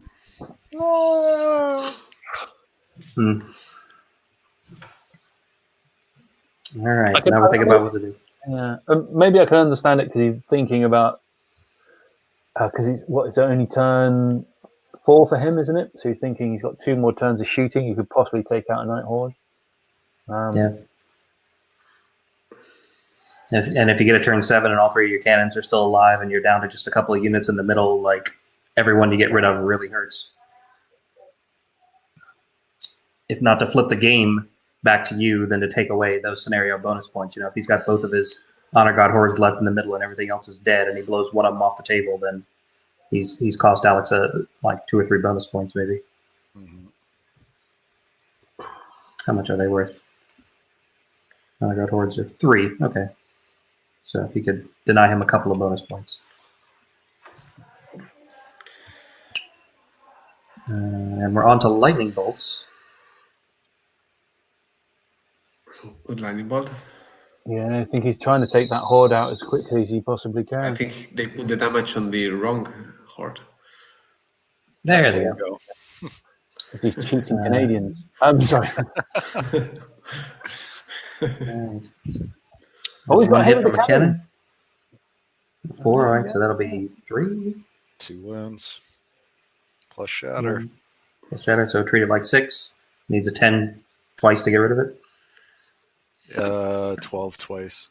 16, 18. 16, 18. Oh, sorry, 11? No. He's had no luck with the cannons at all. No luck with the Yeah. cannons. 16, 18. Yeah, you're right. Interesting. So I guess he just countercharged the foot guard with his own pikes and repositioned his own general instead of. Yeah, the issue now is that, I mean, they're going to pop that horde and pivot. Or I guess, or at least the general could. The foot guard might go here. There's a Bane Chant. Yeah. If you can pop the foot guard and then spin to face the general, then yeah, but he's only going to need to do 1 or 2 points of damage, and they're dead anyway, aren't they? Is that right? Yep. You know. Yeah, and he'd be putting the battle shrine in his flank, and he'll have to make sure that those other pikes in the middle can't draw a line of sight to him. Mm-hmm.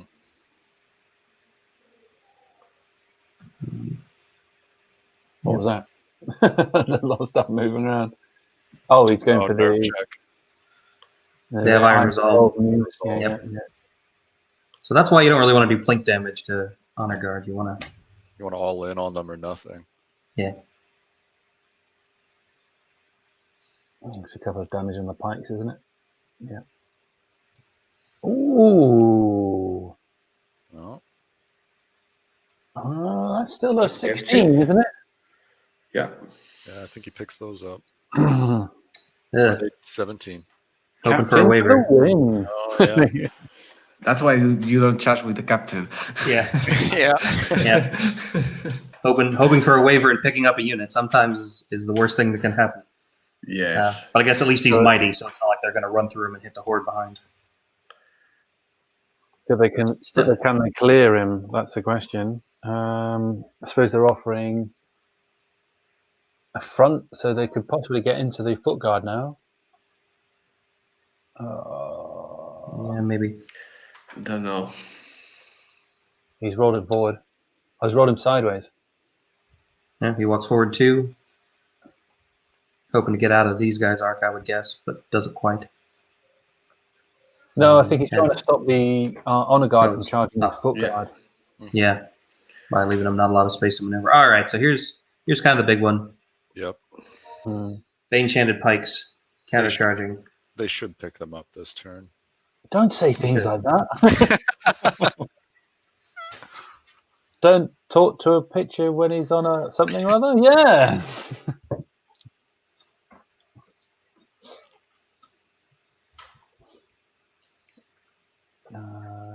Is that 14 hits? Mm-hmm. 13 wounds. 13 wounds. Or 11 wounds. 11 wounds. I keep thinking they have stock crush. Plus a 9 and an 8. Yeah, that should do it. 11. Yes, yeah, we'll do. Yeah. So what you do? You go backwards?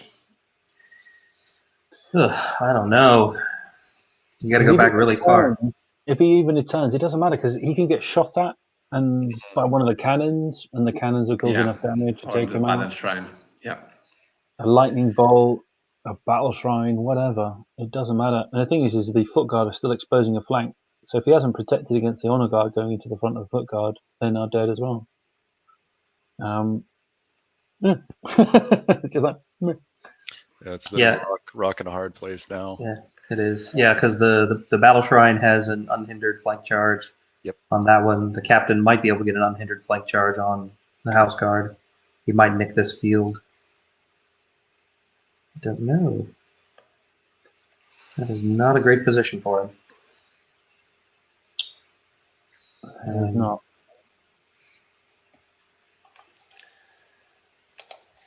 Yeah. But backing up, like you'd probably still be giving a flank charge to the general because you're probably not going to back up so far that he can't get into your flank. It would be a hindered charge because it's fresh, but yeah.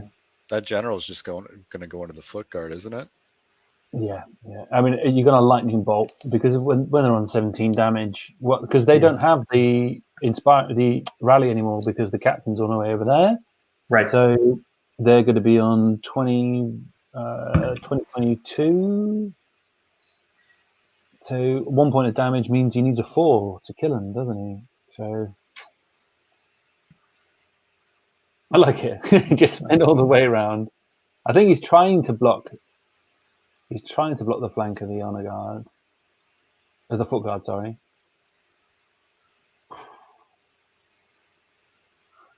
I think it's in his interest not to, because if he leaves space for the general to get into the arrows, just in case the foot guard survive, then he'd be all right. Mm-hmm. All right. So I think this fanatic troop is going to survive. Your bet, is it? I'm calling What odds are you giving on this? Right? You know, the betting man. That's my prediction for the remainder of the game. The cannon on the far left. Right. The cannon that hasn't moved, safe. Totally safe. These are all positive points, aren't they? You know. Yeah. I remember like a cast we were doing a while ago, wasn't it? When we were looking at it, and because it was such a one-sided game at that point in time, we're going, well, as long as he loses between 300 and 400 points, he's in that sweet spot. He doesn't lose too much, but he doesn't lose too little. So Right. that was Yeah, it. That was for, it. Always for the Always Sunny. Yeah, where there was a bonus point if you killed fewer than some number of points. That was it. That was him killing, wasn't it? Don't kill too much. Yeah, and there was and the way the bonus points for killing started. There was a way you could kill like more than 300 but less than 500 and get two bonus points instead of just one. Hidden mittens, yeah. And we spent half the game trying to figure out which units he should charge to land in that special magic. Didn't kill 500 points and got 2 points for it. So I think it's mainly because that was such a one-sided game at that point in time, wasn't it? It was. But you do that sometimes, right? Like when it's a one-sided game, you start looking for like little moral victory things of like, okay, I know I'm not going to win, but I'm going to do this. I'm going to accomplish this, or keep this one thing alive, or kill this one thing, or you set little different objectives for yourself when you know you're not going to win the whole thing, just to keep it interesting and fun. Yeah. Mm-hmm.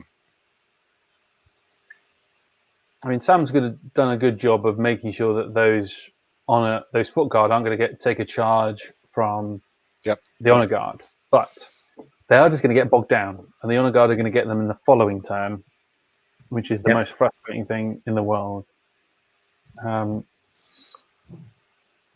Yep, and he, the way he wanted this game to play out, the honor guard wouldn't show up in the middle until turn 5. Yep. But here they are, turn 4, knocking on the door. And you'd hope that they show up and be facing the front of fairly fresh phalanx hordes, who would take a charge and then countercharge and pick them up after they'd been peppered with cannonballs on their way in or something like that. But that is not how it has worked out. Yeah, no. Alex has done a good job this game of kind of dictating the engagements to his favor. Mm-hmm. That combined with subpar shooting has been a bit of a crux here. Yeah, and I think Sam's only made, I mean, in my mind, has only made maybe a couple of mistakes. I mean, one not holding off the flank enough, and just looking at that as a lost cause, and just allowing the knights to be picked up turn 2. And they're probably not pressing his advantage in the middle enough. It's one of the things. It's very easy to go, I'll avoid getting charged because, in your mind you're going, well, if I don't get charged, I don't take damage. But he needed in the middle to push the tempo a little bit more. And I think that's one of the things I would say. The pikes and the foot guards, if they'd have been ready to charge like turn 2, it could have made a bit of a difference. But because he did have a charge turn 2, and he decided to wait a turn to do it. And ended up taking that charge anyway, didn't he? He did, just a turn later. So he could have been in this situation in the middle just a turn ago, and could be preparing for the honor guard to show up a turn earlier than he wanted, but instead he lost the turn in the middle, and they showed up a turn earlier because they took out the knights awfully quick. not the way you want the timing to work out. Yeah. Could he also use the? Could also Sam also use the lightning bolt to get rid of those really annoying Monte Scout units? I mean, those fast units that can block you in the precise moment. Yeah. And they have low nerve and low defense, so you can, with lightning, you can point it quite easily. Yeah. Or even with the knights, where the Monte Scouts block the knights, and he could just charge and kill the Monte Scouts and wait for the charge because Mm-hmm. he couldn't do much about it. Well, that's what we were talking about originally, wasn't it? Is if he could have backed off the knights, then he'd have been in a better position to take out the mountain scouts and then take a charge from the. I think with the lightning bolt, he has been unlucky with the lightning bolt. He's been Yes.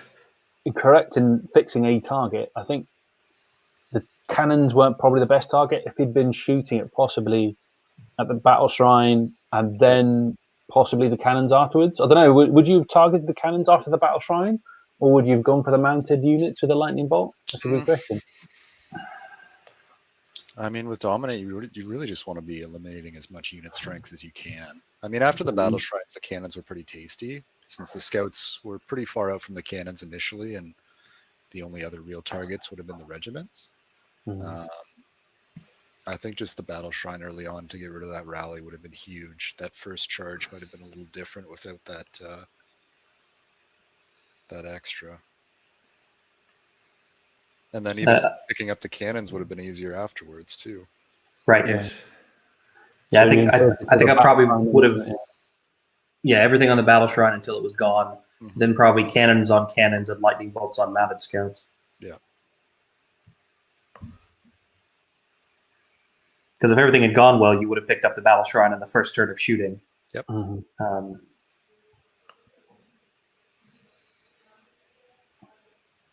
Exactly. Well, I think we decided that with the rolls he had, he would have picked up the battle shrine, which is horrible to say as well, isn't it? You just go, you would have killed it if you'd have gone for the battle shrine. That's almost like egg in the face.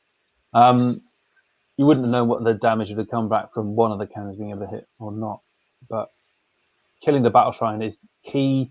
I guess is when you look at somebody's opponent's army. When you look at an opponent's army, you go for key pieces, and the battle shrine is very key to a Roger army because of not just the lightning bolt, but also the rally and also the unit strength, isn't it? So it's always a key piece to try and take out if you can.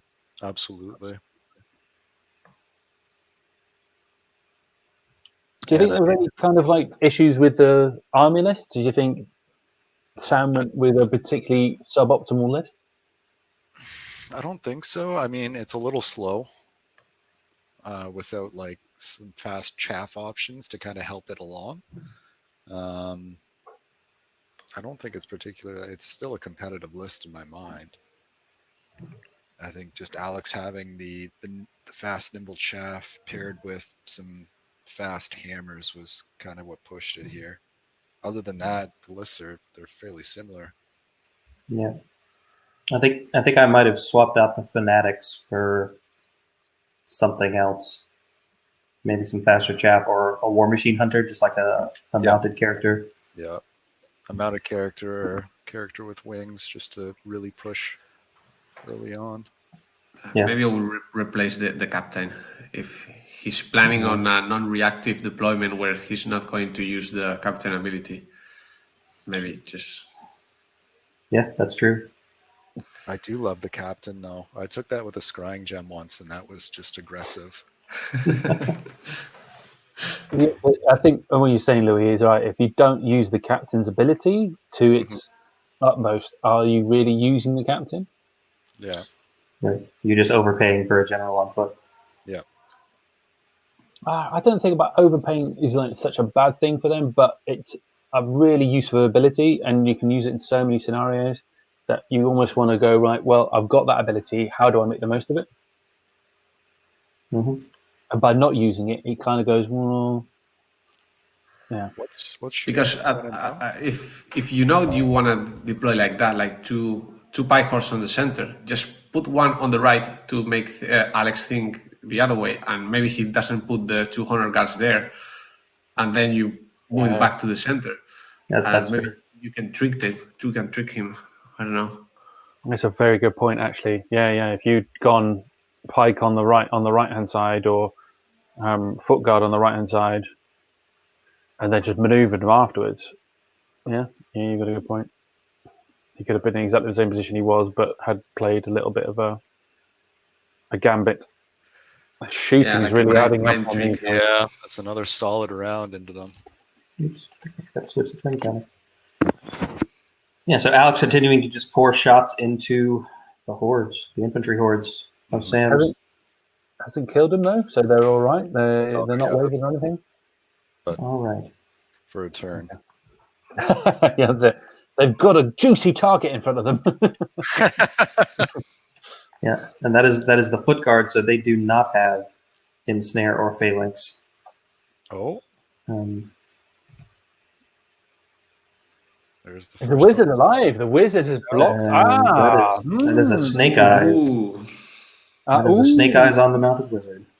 We need another snake eyes on the pikeman, and we're good.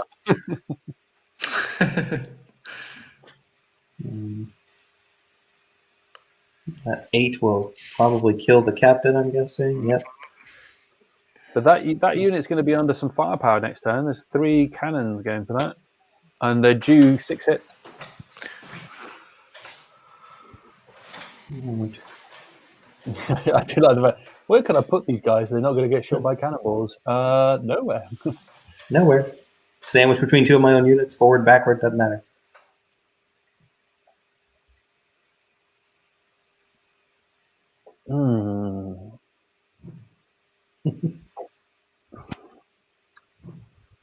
I mean, so going back to it and looking at it and going, he's got the cannons who can shoot at something. So they're obviously going to try and take out the honor guard, aren't they? Where do you go with the general? He hasn't got many options, has he? I mean, at this point, I would just really be trying to pick up as many points as I can in safe positions. The general, Or keep him alive for bonus points. yeah, keep him alive, but try and find a safe charge. I Yes. think he would fit in the flank of that one cannon. Yep. Oh, except Alex now. Oh no, he didn't position it. I thought the Duke was facing towards the cannons for a minute. He is facing towards the cannons, isn't he? I meant his cannons. For whatever reason, I thought he just gave a flank. Okay. Yeah. Yeah. Maybe pick up a cannon, and that's a safe place for him to land. You can't pick up the cannon because I think you put the standard bearer just in that position where you can't quite fit him in, or might be okay. I don't know. Yeah, I don't know. It's tough with the 4 blocking that. Yeah. Well, we'll find out. This is Sam's 5. Mm-hmm.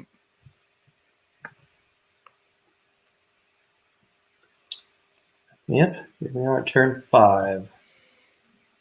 So cannonball kills the honor guard. The foot guard kill those Mounted scouts, right? mounted scouts. The way it's going, he's going to flub that, isn't he? And then you go. Oof. That would be rough. That would be tough. Cannons wipe out everything. That troop of fanatics walks into the middle in turn 7 to win. That's my prediction. I like Mike that you go for the most out there, right? I mean, you That's put right. your $10 bet down and you go, I want at least 20, 30 to 1, don't I? Right. Right. Ooh.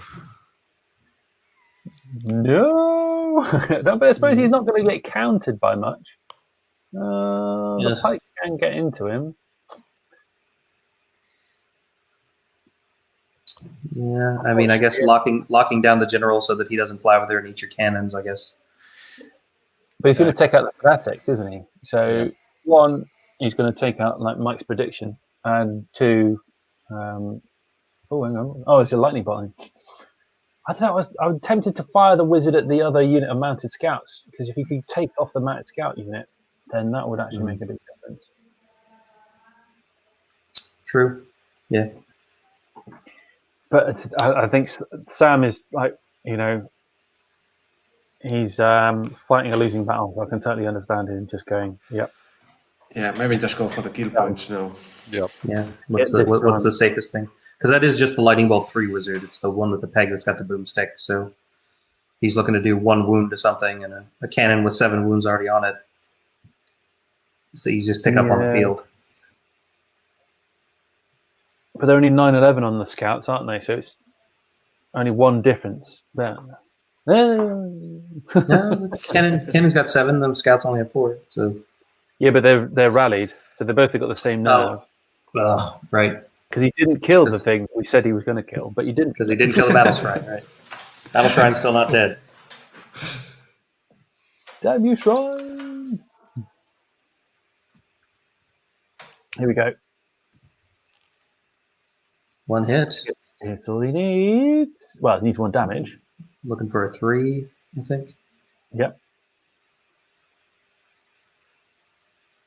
He's putting the tension in here, isn't he?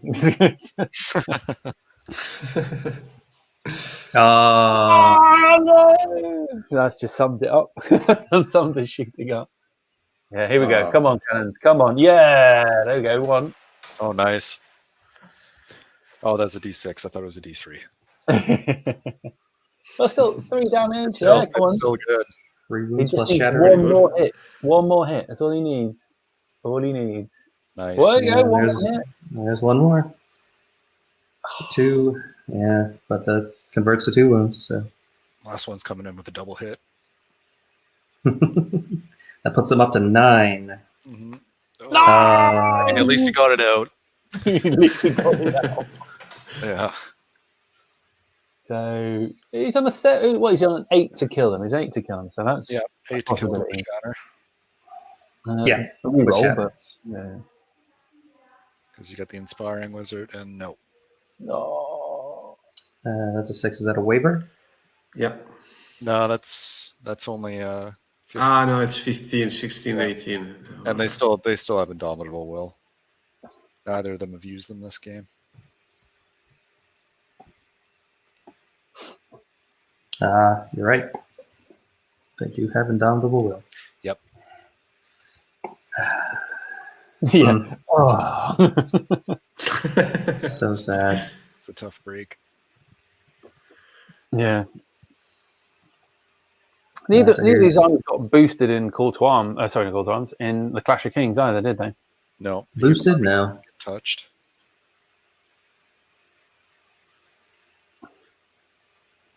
No, just the Right. changes to ignore cover would affect them really. Yeah. All right, so 2 wounds there to put Alex's general on the ground, but not much else. And so now I guess we're waiting to see if he countercharged with the wizard on peg or just stood there, since he didn't move it out of the way. Mm-hmm. It's one of those galling things, though, isn't it? It gets 1 attack. If he doesn't waver, they get the point of damage back anyway. But they lose their Thunderous. They lose their Thunderous, don't they? So yeah. I still Yeah. stock CS1 though. Yeah, like they'll still definitely kill. Yeah, because he could have. Peg.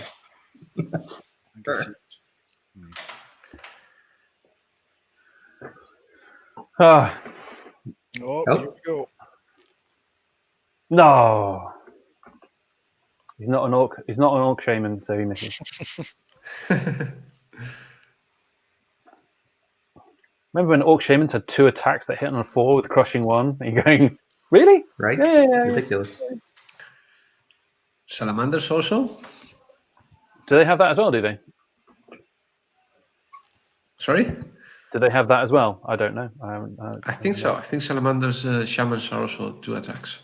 And an 11 and a 6. Yeah, those are some dead mounted scouts. But now you're in kind of a bad spot.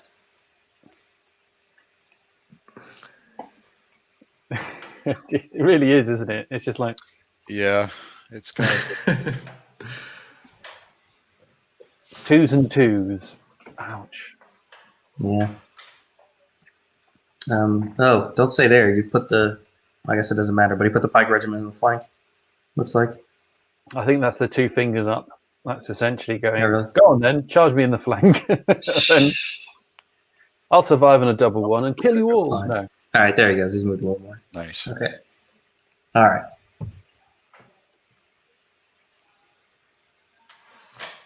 As I said, the one thing on UB with using units which are like 4 troops, so that horde is like 4 troops.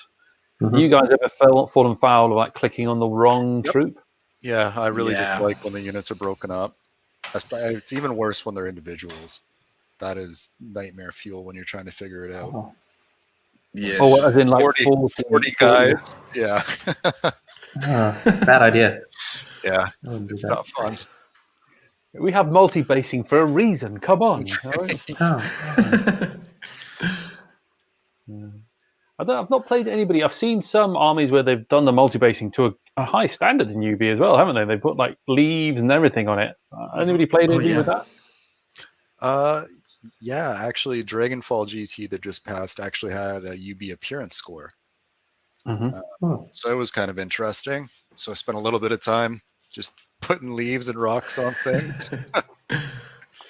When you say a little bit of time, what is a little bit of time? I spent a fair bit of time.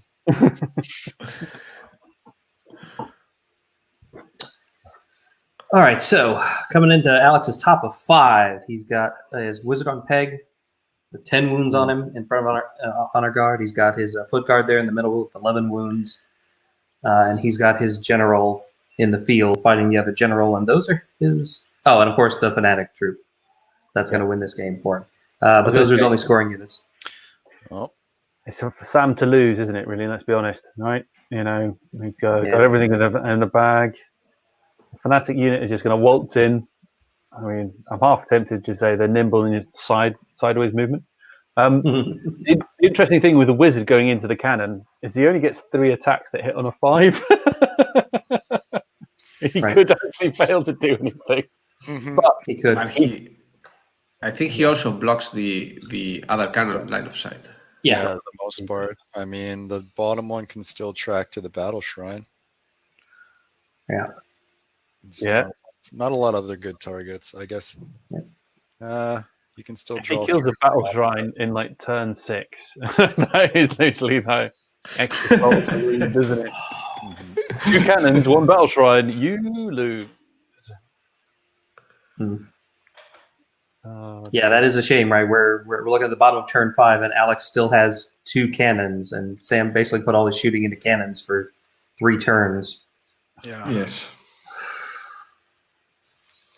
It's just and only picked up 1. Yeah. Yeah, was it? I think it was turn 2 where all 3 cannons missed. Yes. Yeah, he had a blank round. Yeah, which that's the worst. Turn 2 being blank is looking at the your worst point investment and just wondering why. Well, that's it. I think with cannons, the most important turns are 1, 2, and 3. You're missing one of them. Yeah. The interesting thing is, I think, there's another debate, is that Sam, having played Sam in the previous round, his army for 2,300, between 2,300 and 2,000, essentially is the same thing but 3 cannons. Yeah. I mean, easy. Yeah, apparently. But then does it work? I mean, that's the thing. It's interesting because just adding 3 cannons changes your game plan a little bit, doesn't it? I don't know. I'm still in the opinion that war machines are a great addition to most lists, especially with maps like these.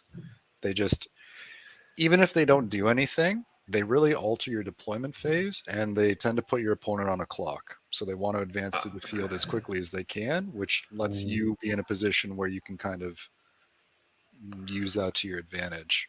But on the flip side is you had the exact same thing on both sides. So I think it also synergizes well with big infantry blocks like Sam list, because you're slow and maybe you're giving your opponent the pressure to come to you.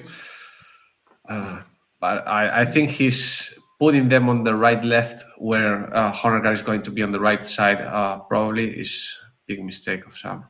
Yeah. Yeah, his juicy targets were the Honor Guard, because the Honor Guard... Well, he had two tools, didn't he, to do with the Honor Guard, which were the pike and it was the cannons, and neither of them really engaged them in the end. In his defense, though, I think his main idea with the deployment on the left was he saw Alex's cannons in the middle, And since his first instinct was to shoot at the cannons, I think he also would have then thought that Alex was going to do the same. And whoever got turn 1 might pick up 2 cannons, like what should have kind of shook out there. Right. Yeah. Yeah, that would have been huge, right? If the nerve checks in the first turn, because he shot and did damage to 2 cannons in the first turn. If the nerve checks had gone a little bit better and he picked up 2 of Alex's cannons, then that shifts all the math for the whole rest of the game, where all the shooting has been picking up infantry hordes. Yeah, because they were putting up like 5-6 wounds a round into the infantry hordes, whereas if that didn't exist, it would be very different. Yes. Yeah. But if you're doing hitting 5 wounds to one cannon and 4 to the other one, and they are 11, 13, even with devastating, with shattering, it's not so likely to go out. I mean, he needs like an 8 and a 7 twice. It was the rally that did it in, right? Normally those would be an easy pickup. Yeah. Oh. Ooh, seen a lot of lightning on the cannon. Yep, and a lot of battle wounds. shrine. The battle shrine's out of range, but we're not going to get into this. Oh. Yeah, it is. Totally tough on the chat. Oof. No, this is making a difference, but he killed. No, where was it? He could have moved the battle shrine into range to shoot him, I think. This is true. Although at that point, if he moved, he could have moved it in without touching cover. So yeah, I guess equal evil. So the wizard does no wounds to the cannon. So maybe see grape shot next turn. Yeah, why not? Boom! Take that. Well, no, he can't. Can he? Can he do withdraw? Does withdrawal count as so he can disengage and then withdraw? Can't he? Does that count as his move? No, it doesn't, does it? So he could just grape shot him in the face. Or regular shot him in the face. Yeah, because he doesn't need to. Yeah. Doesn't need to. Have that, wizard. I'm curious if the disengage will give him enough of an angle to put one onto the honor guard. Probably not. But... It's going to be close. You're true, but probably not. I think it's going to be just cut off by the house. I think. All right, so we're into the triple charge against the footman horde in the middle. This is where the double ones come in. And then he pops the horde. Yeah, this is going to be, if his Mike's plan comes to fruition, it's going to be double one here, and counter charge. Right. The fanatics kill another unit, and then we're golden. Right. Yeah. The fanatics. Right. Wild charge D4. Right. The horde kills the honor guard. The fanatics kill those mounted scouts in the middle, and then the cannons pick up the pikes, and then that's the middle cleared. There you go. Oh, it's gone wrong. All right, so there goes. How much did you put down on those fanatics again, Mike? I know. I don't think we discussed turns. It's a gentleman's bet. Oh, okay. Handshake, a beer. Yeah.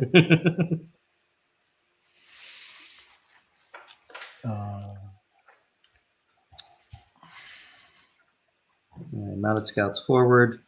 Can't land on his character. So you have to back up a little bit.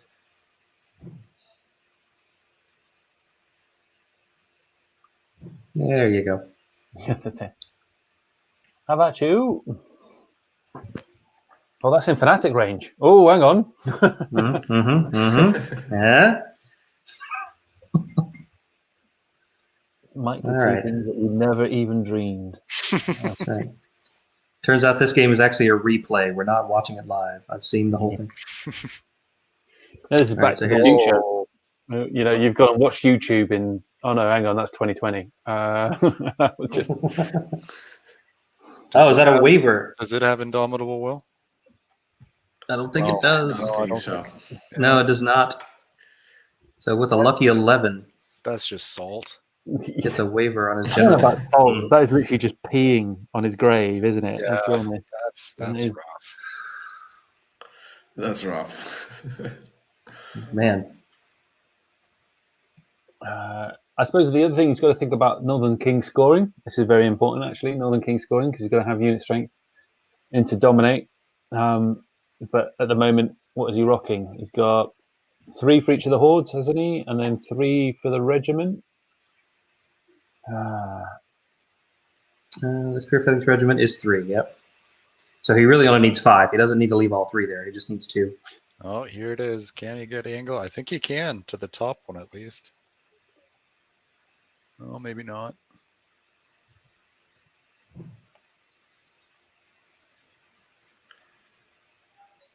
Yeah, the top one, don't forget, he can see over the top of his own cannon, can't he? Yep. Um, No, I think that was just blocking it, like you said. Oh, yeah, sorry, the middle one. Yeah, the middle one. Yeah.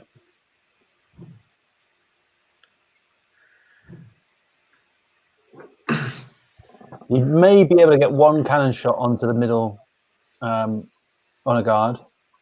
Oh, look, he's got a flank on the Arales. Look at that. Here come the fanatics. How Going about for the you? points. Yeah. What are you talking about? They're going to be within. They're within the dominate circle. He gets both points and. What else has he got left? Oh, That's 3 it? lightning bolts to kill the mounted sergeant. That's what it is. Yep. Here we go. No, god damn it! Or maybe 3 lightning bolts to kill the. Okay, here comes a shot on the wizard right in front of it. Then grape shot. Haha. Why grape shot? Normal shot. Yeah, Yeah. the shot is still Yeah, higher yeah. output potential. 1 wound. Oh, he can kill him 1 wound. Was he only 9/11? Is he the wizard? I think 10, the 12. Ooh. But still shattering, isn't it? grape shot? Good point. Isn't it? I'm not sure, to be honest. I've never I used don't it. think so. Ugh, and the wizard misses all 3 lightning bolts. Nah, lightning bolts are not the thing Yeah, for but this grape combat. shattering comes as standard, doesn't it? It doesn't necessarily specify grape shot or normal shot, does it? Yeah, I think you were correct with it being applied. Oh no, it does say shattering is on the cannon shot, not the unit. So grape shot's not shattering.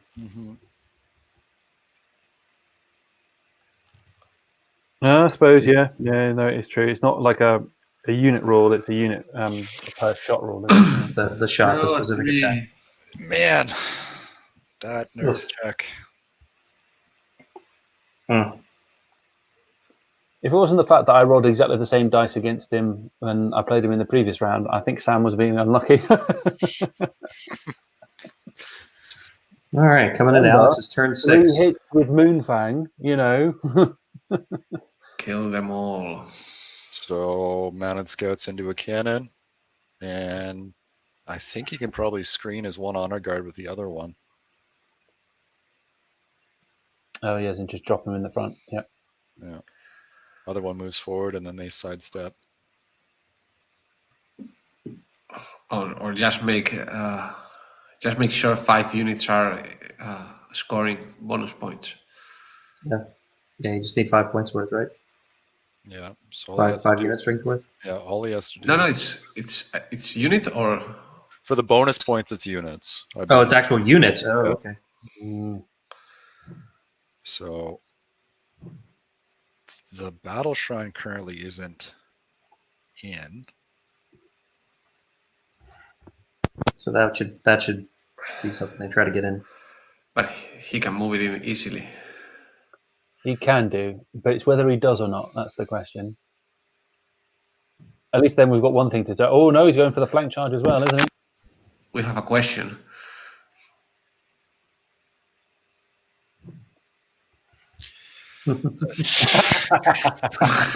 Literally, this is sorry after every roll at this point. Oh, sorry. Is it like I can't remember who's the other Canadian actor? They just, oh, fuck, buddy. Oh, fuck, buddy. Yeah, he's got a mail Oh, fuck, too. buddy. Yeah. Ryan Reynolds, that was it. Ryan Reynolds. Oh, fuck, buddy. Oh.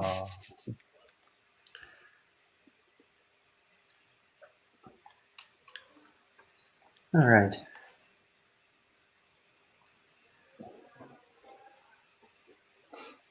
It has to be said. I mean, despite the fact that Sam has had some bad luck, Alex has played it well.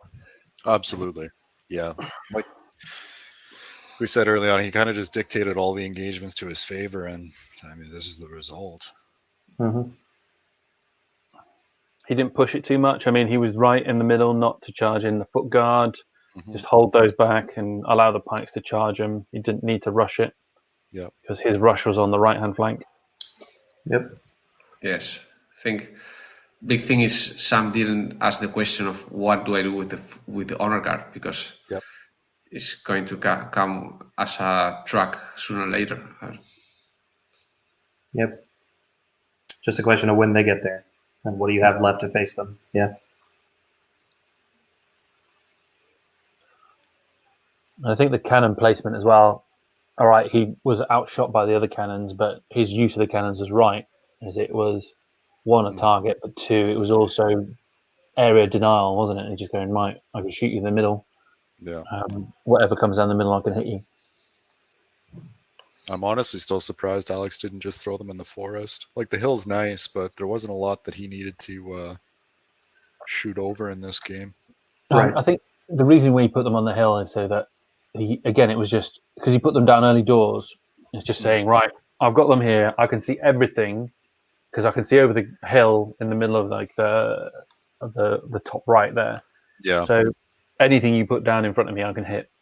So he was just going, a day, go on, put your general in front of me. I'll shoot it. Early mind games. Mm.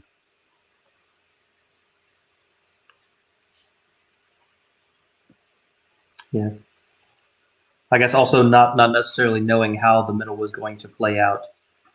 Putting the cannons on the hill meant that he could shoot over infantry hordes. You know, if things kind of layered up or blocked up for a while, he could still be shooting at things behind things. Plus, also because they're 100 points, it's you shoot them, you kill one. It's relatively expensive chaff unit, but not a super expensive one.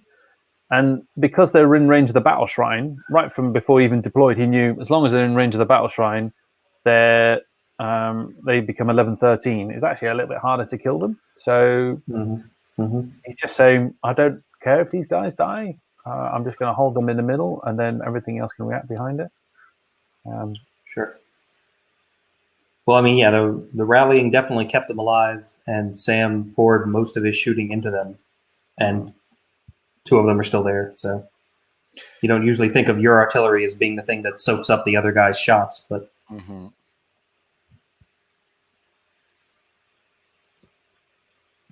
Can you imagine just Alex types out now and Sam just puts the general in the middle and the fanatics and he wins?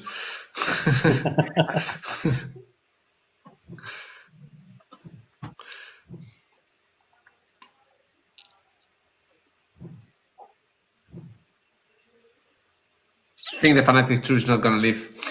Mike, sorry. They're all hindered. for the They're hindered charges. Yeah.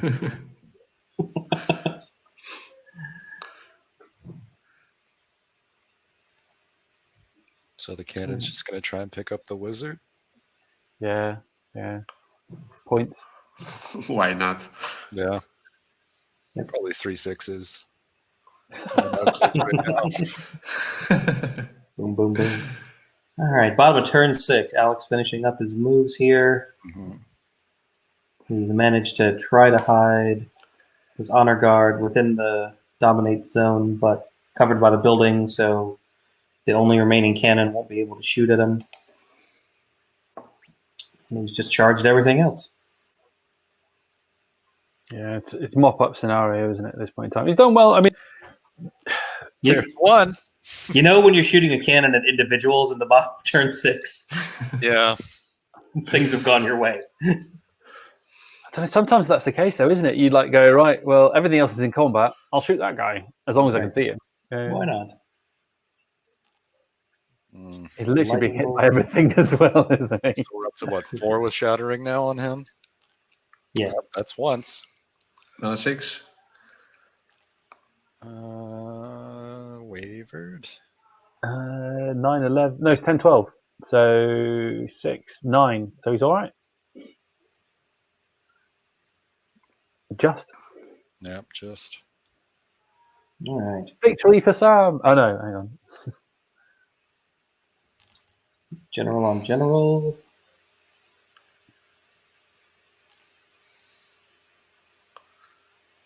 What is So that? 3 wounds. 15. Puts So that's a waiver. Yep. So no additional points. Nope, the wizard's angry. No point of damage. So that's Could disorder. get him. Yeah, definitely disordered on turn 7 if they get there. Yeah. That's fine. Yeah. This will be another disorder. This will If be a not dead, kill. won't it? Oh no, maybe not. Only 2 there. Jeez. Wow.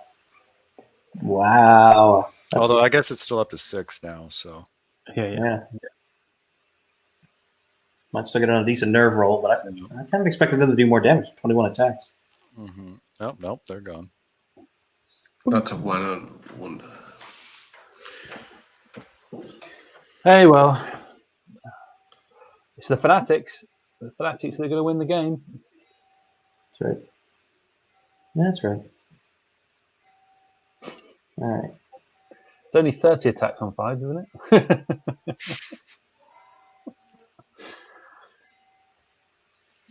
So what do we want to ask the guys then, I guess, is the question. I guess we could ask Sam if he had it to go back to the beginning, would he redeploy any units with the captain now? Yeah, that's the big one, I think. That and maybe, I don't know. Sam, I mean, if it you gets went back to the complicated. beginning, will you include lightning bot at all? Yeah. The Right. way you rolled it. Oh, dear. Oh, It'd be good to know what they were planning from the start to understand what Sam was kind of thinking from the start. Because obviously, from his conversation, he was thinking, "I've sewn down the left-hand side, so the cannons are safe." And obviously, in the middle, he's kind of just going to try and plow forward. And then, how was he thinking to deal with the honor guard? I guess is the question, isn't didn't want to see that. Oh, Yeah, second turn. Yeah. Did not want to see a turn 7. So I think But here we are. Top of I 7. think big questions for Sam are target picking with the cannons and why did he left the honor guard so free to do whatever they want. Yeah. Yeah, what was his plan for the honor guard? I think is probably a good question, isn't it? Yeah. Yes. That's the worst thing with the general being wavered as well, isn't it? It's like I keep Right. getting further away from the objective. Yeah. Now the question is whether or not just Alex just tries to pick him up with shooting or confront. Oh wait, I guess he's got what, 4 in the center. He still needs 1 more if he wants to cap out. Yeah.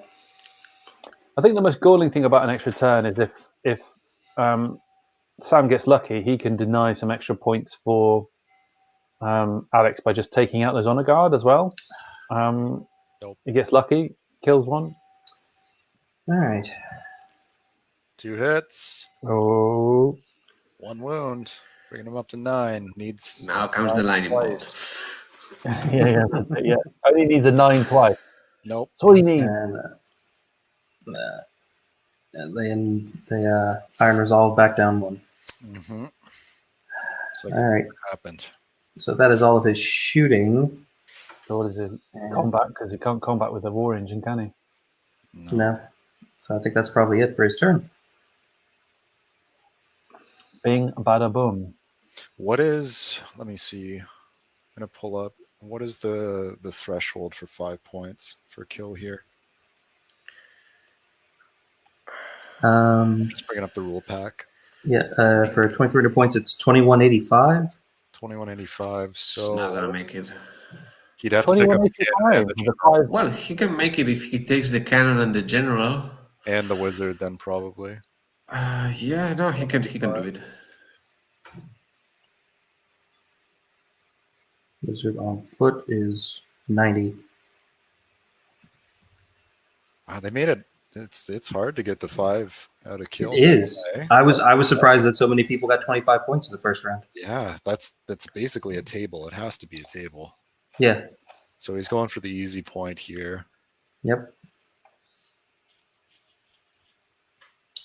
Which I guess, right between the two things of I can either try to kill him and maybe not, and then not get a bonus point, or I can just fly my general to the middle and get a bonus point.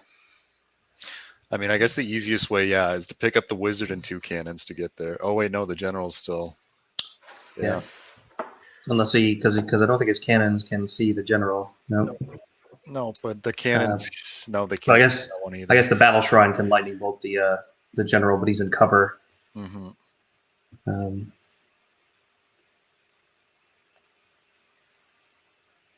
Which might be what Alex is trying to work out right now. The one cannon can shoot at the other cannon. Yeah, but you put them. Could he have done go with the general to the other general and move back the mounted scouts to get maximum VPs, bonus points? Well, I think what he's trying to do is lightning bolt, isn't he? The general, because you can see it with both of the wizards. Sorry, not both the wizards, with the battle shrine and also with the wizard, and he's trying to get the full 5, isn't he? I'm surprised you didn't move the other wizard up. It's still just sitting back there, the mounted one. You can see because are they? Because it's height 5, isn't he? She's moving now. The one on horse is only height 3. But the general. Oh, sorry. Yeah, the general. Yeah. Apologies. This way, though, I guess it's covered either way. Yeah. Here we go. And it's just going to be last bits of damage. See if we can pick up. I don't think Sam really did deserve to have such a bad result in the end, but I think it's just a culmination of bad dice rolling and just a couple of mistakes, wasn't it? Yeah. I mean, it's all it takes to snowball in this game, though, right? A couple bad moves and everything falls apart. And yeah, 100%. Oh, so one more. He's got the check. I think the honor guard crash him. The honor guard was terrible to him. But is that not when you look at the list, you turn around and go, if I see that list, it's the honor guard are going to be causing you the damage, right? Yep.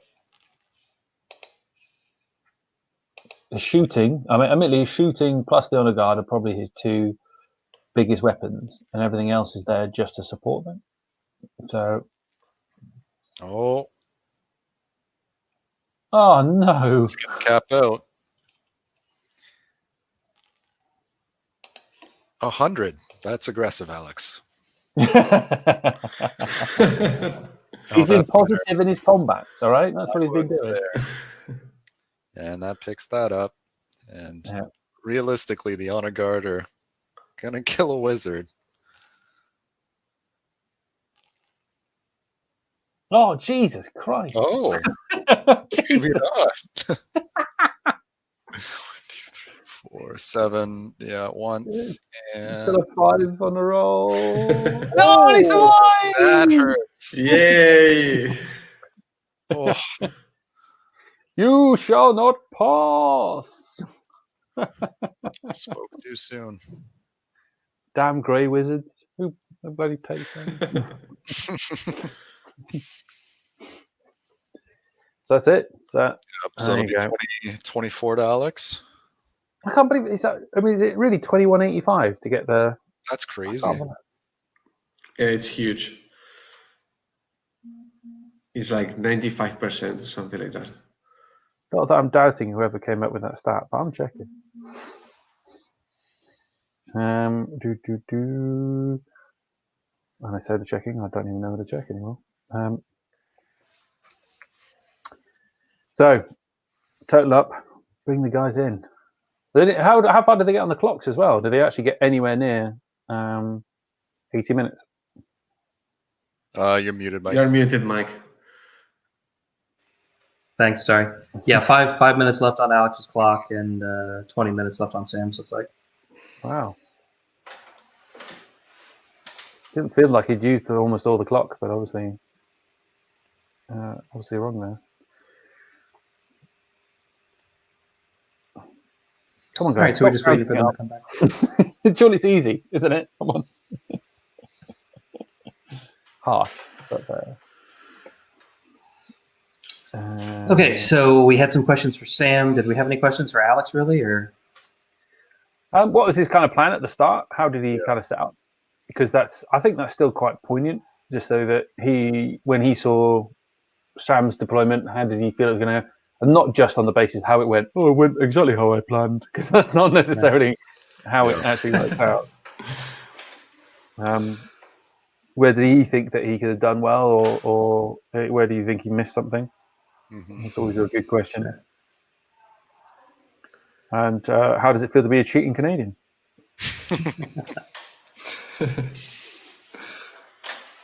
Were there any outstanding cheating things? Because they went back and fixed one or two of them, I think.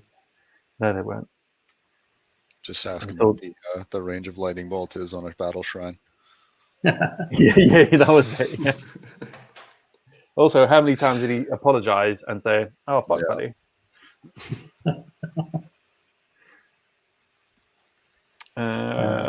So 2,300. Yeah, it's 2,185. That is really hard to achieve, isn't it? I mean, what are you talking about? That is like 95%, I think. Pardon? Yeah, it's a lot.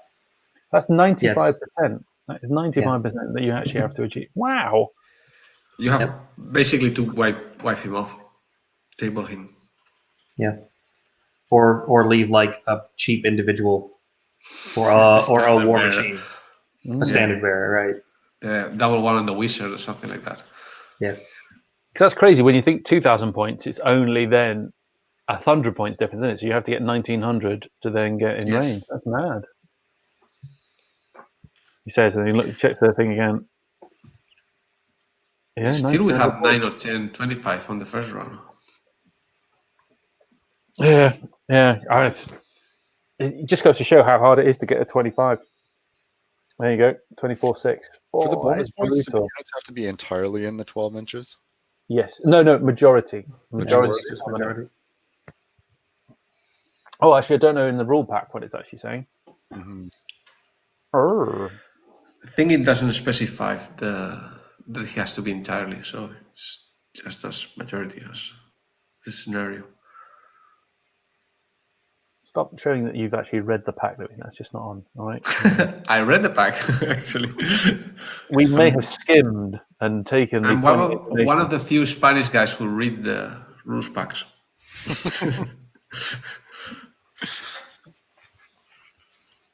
Yeah, because it still specifies scenario point. So what is scenario point? Is that unit strength or unit? Somebody knows in the Northern Kings. They're probably making up as they go along anyway. Probably favors Tom Robinson somehow. I don't know how, but it does. We don't know how. Right, it all works out that way.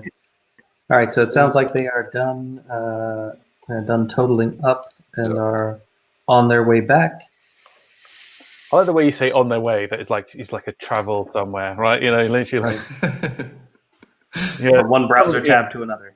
Alex is like this, and Sam's like,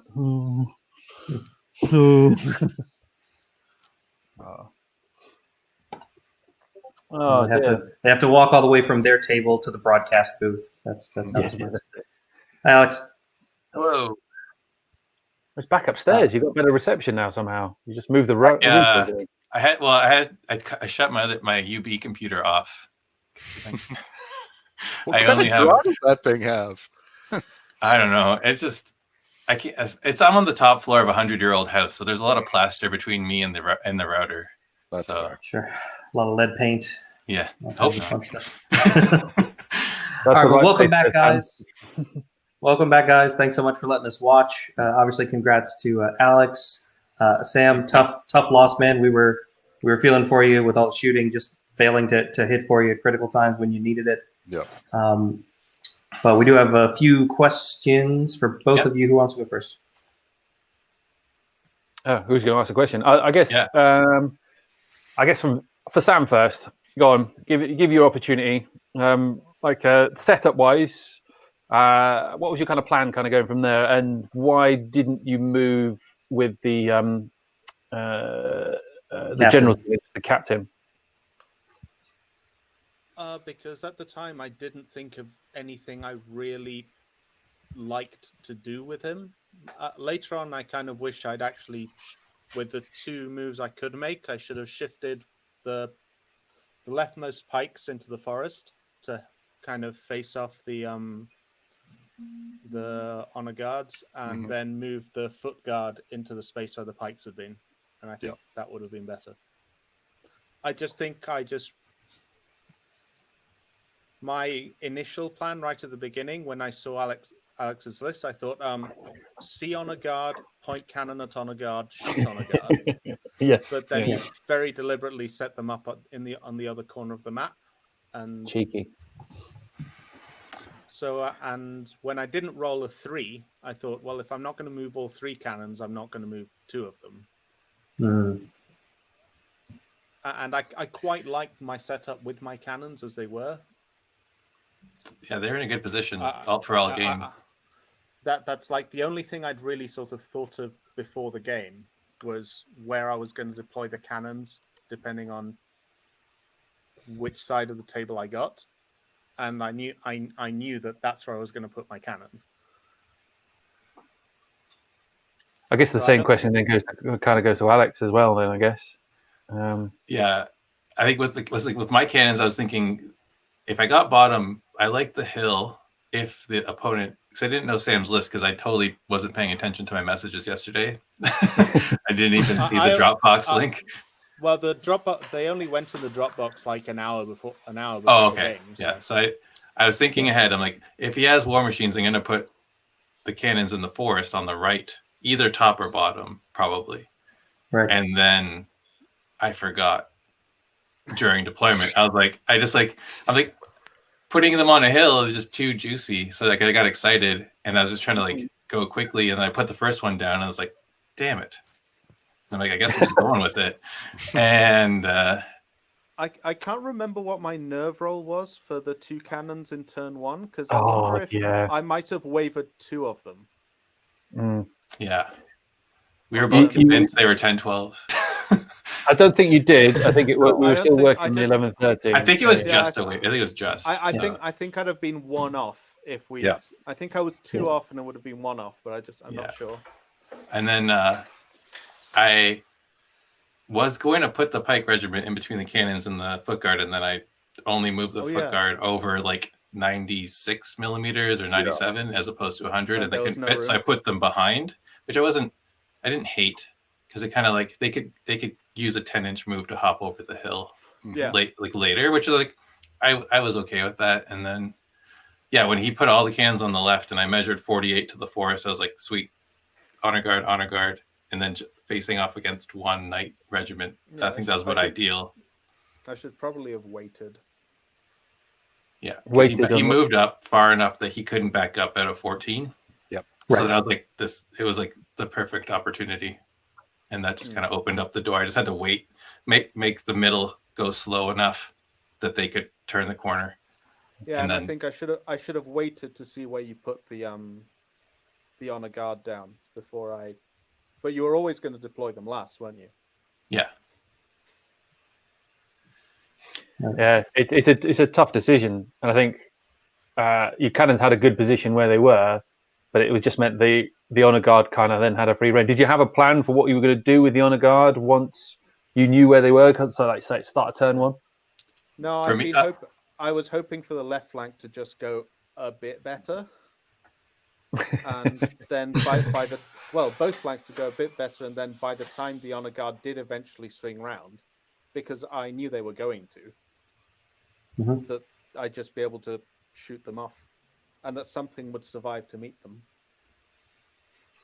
Yeah, I think one of the things we did point out was that the knight unit, you had put it in the right position, but by just turning him meant that Alex then had the opportunity. Then you just couldn't get far enough away. Yep. Just giving him the opportunity to then charge in with the honor guard made it. You give him that turn, I think.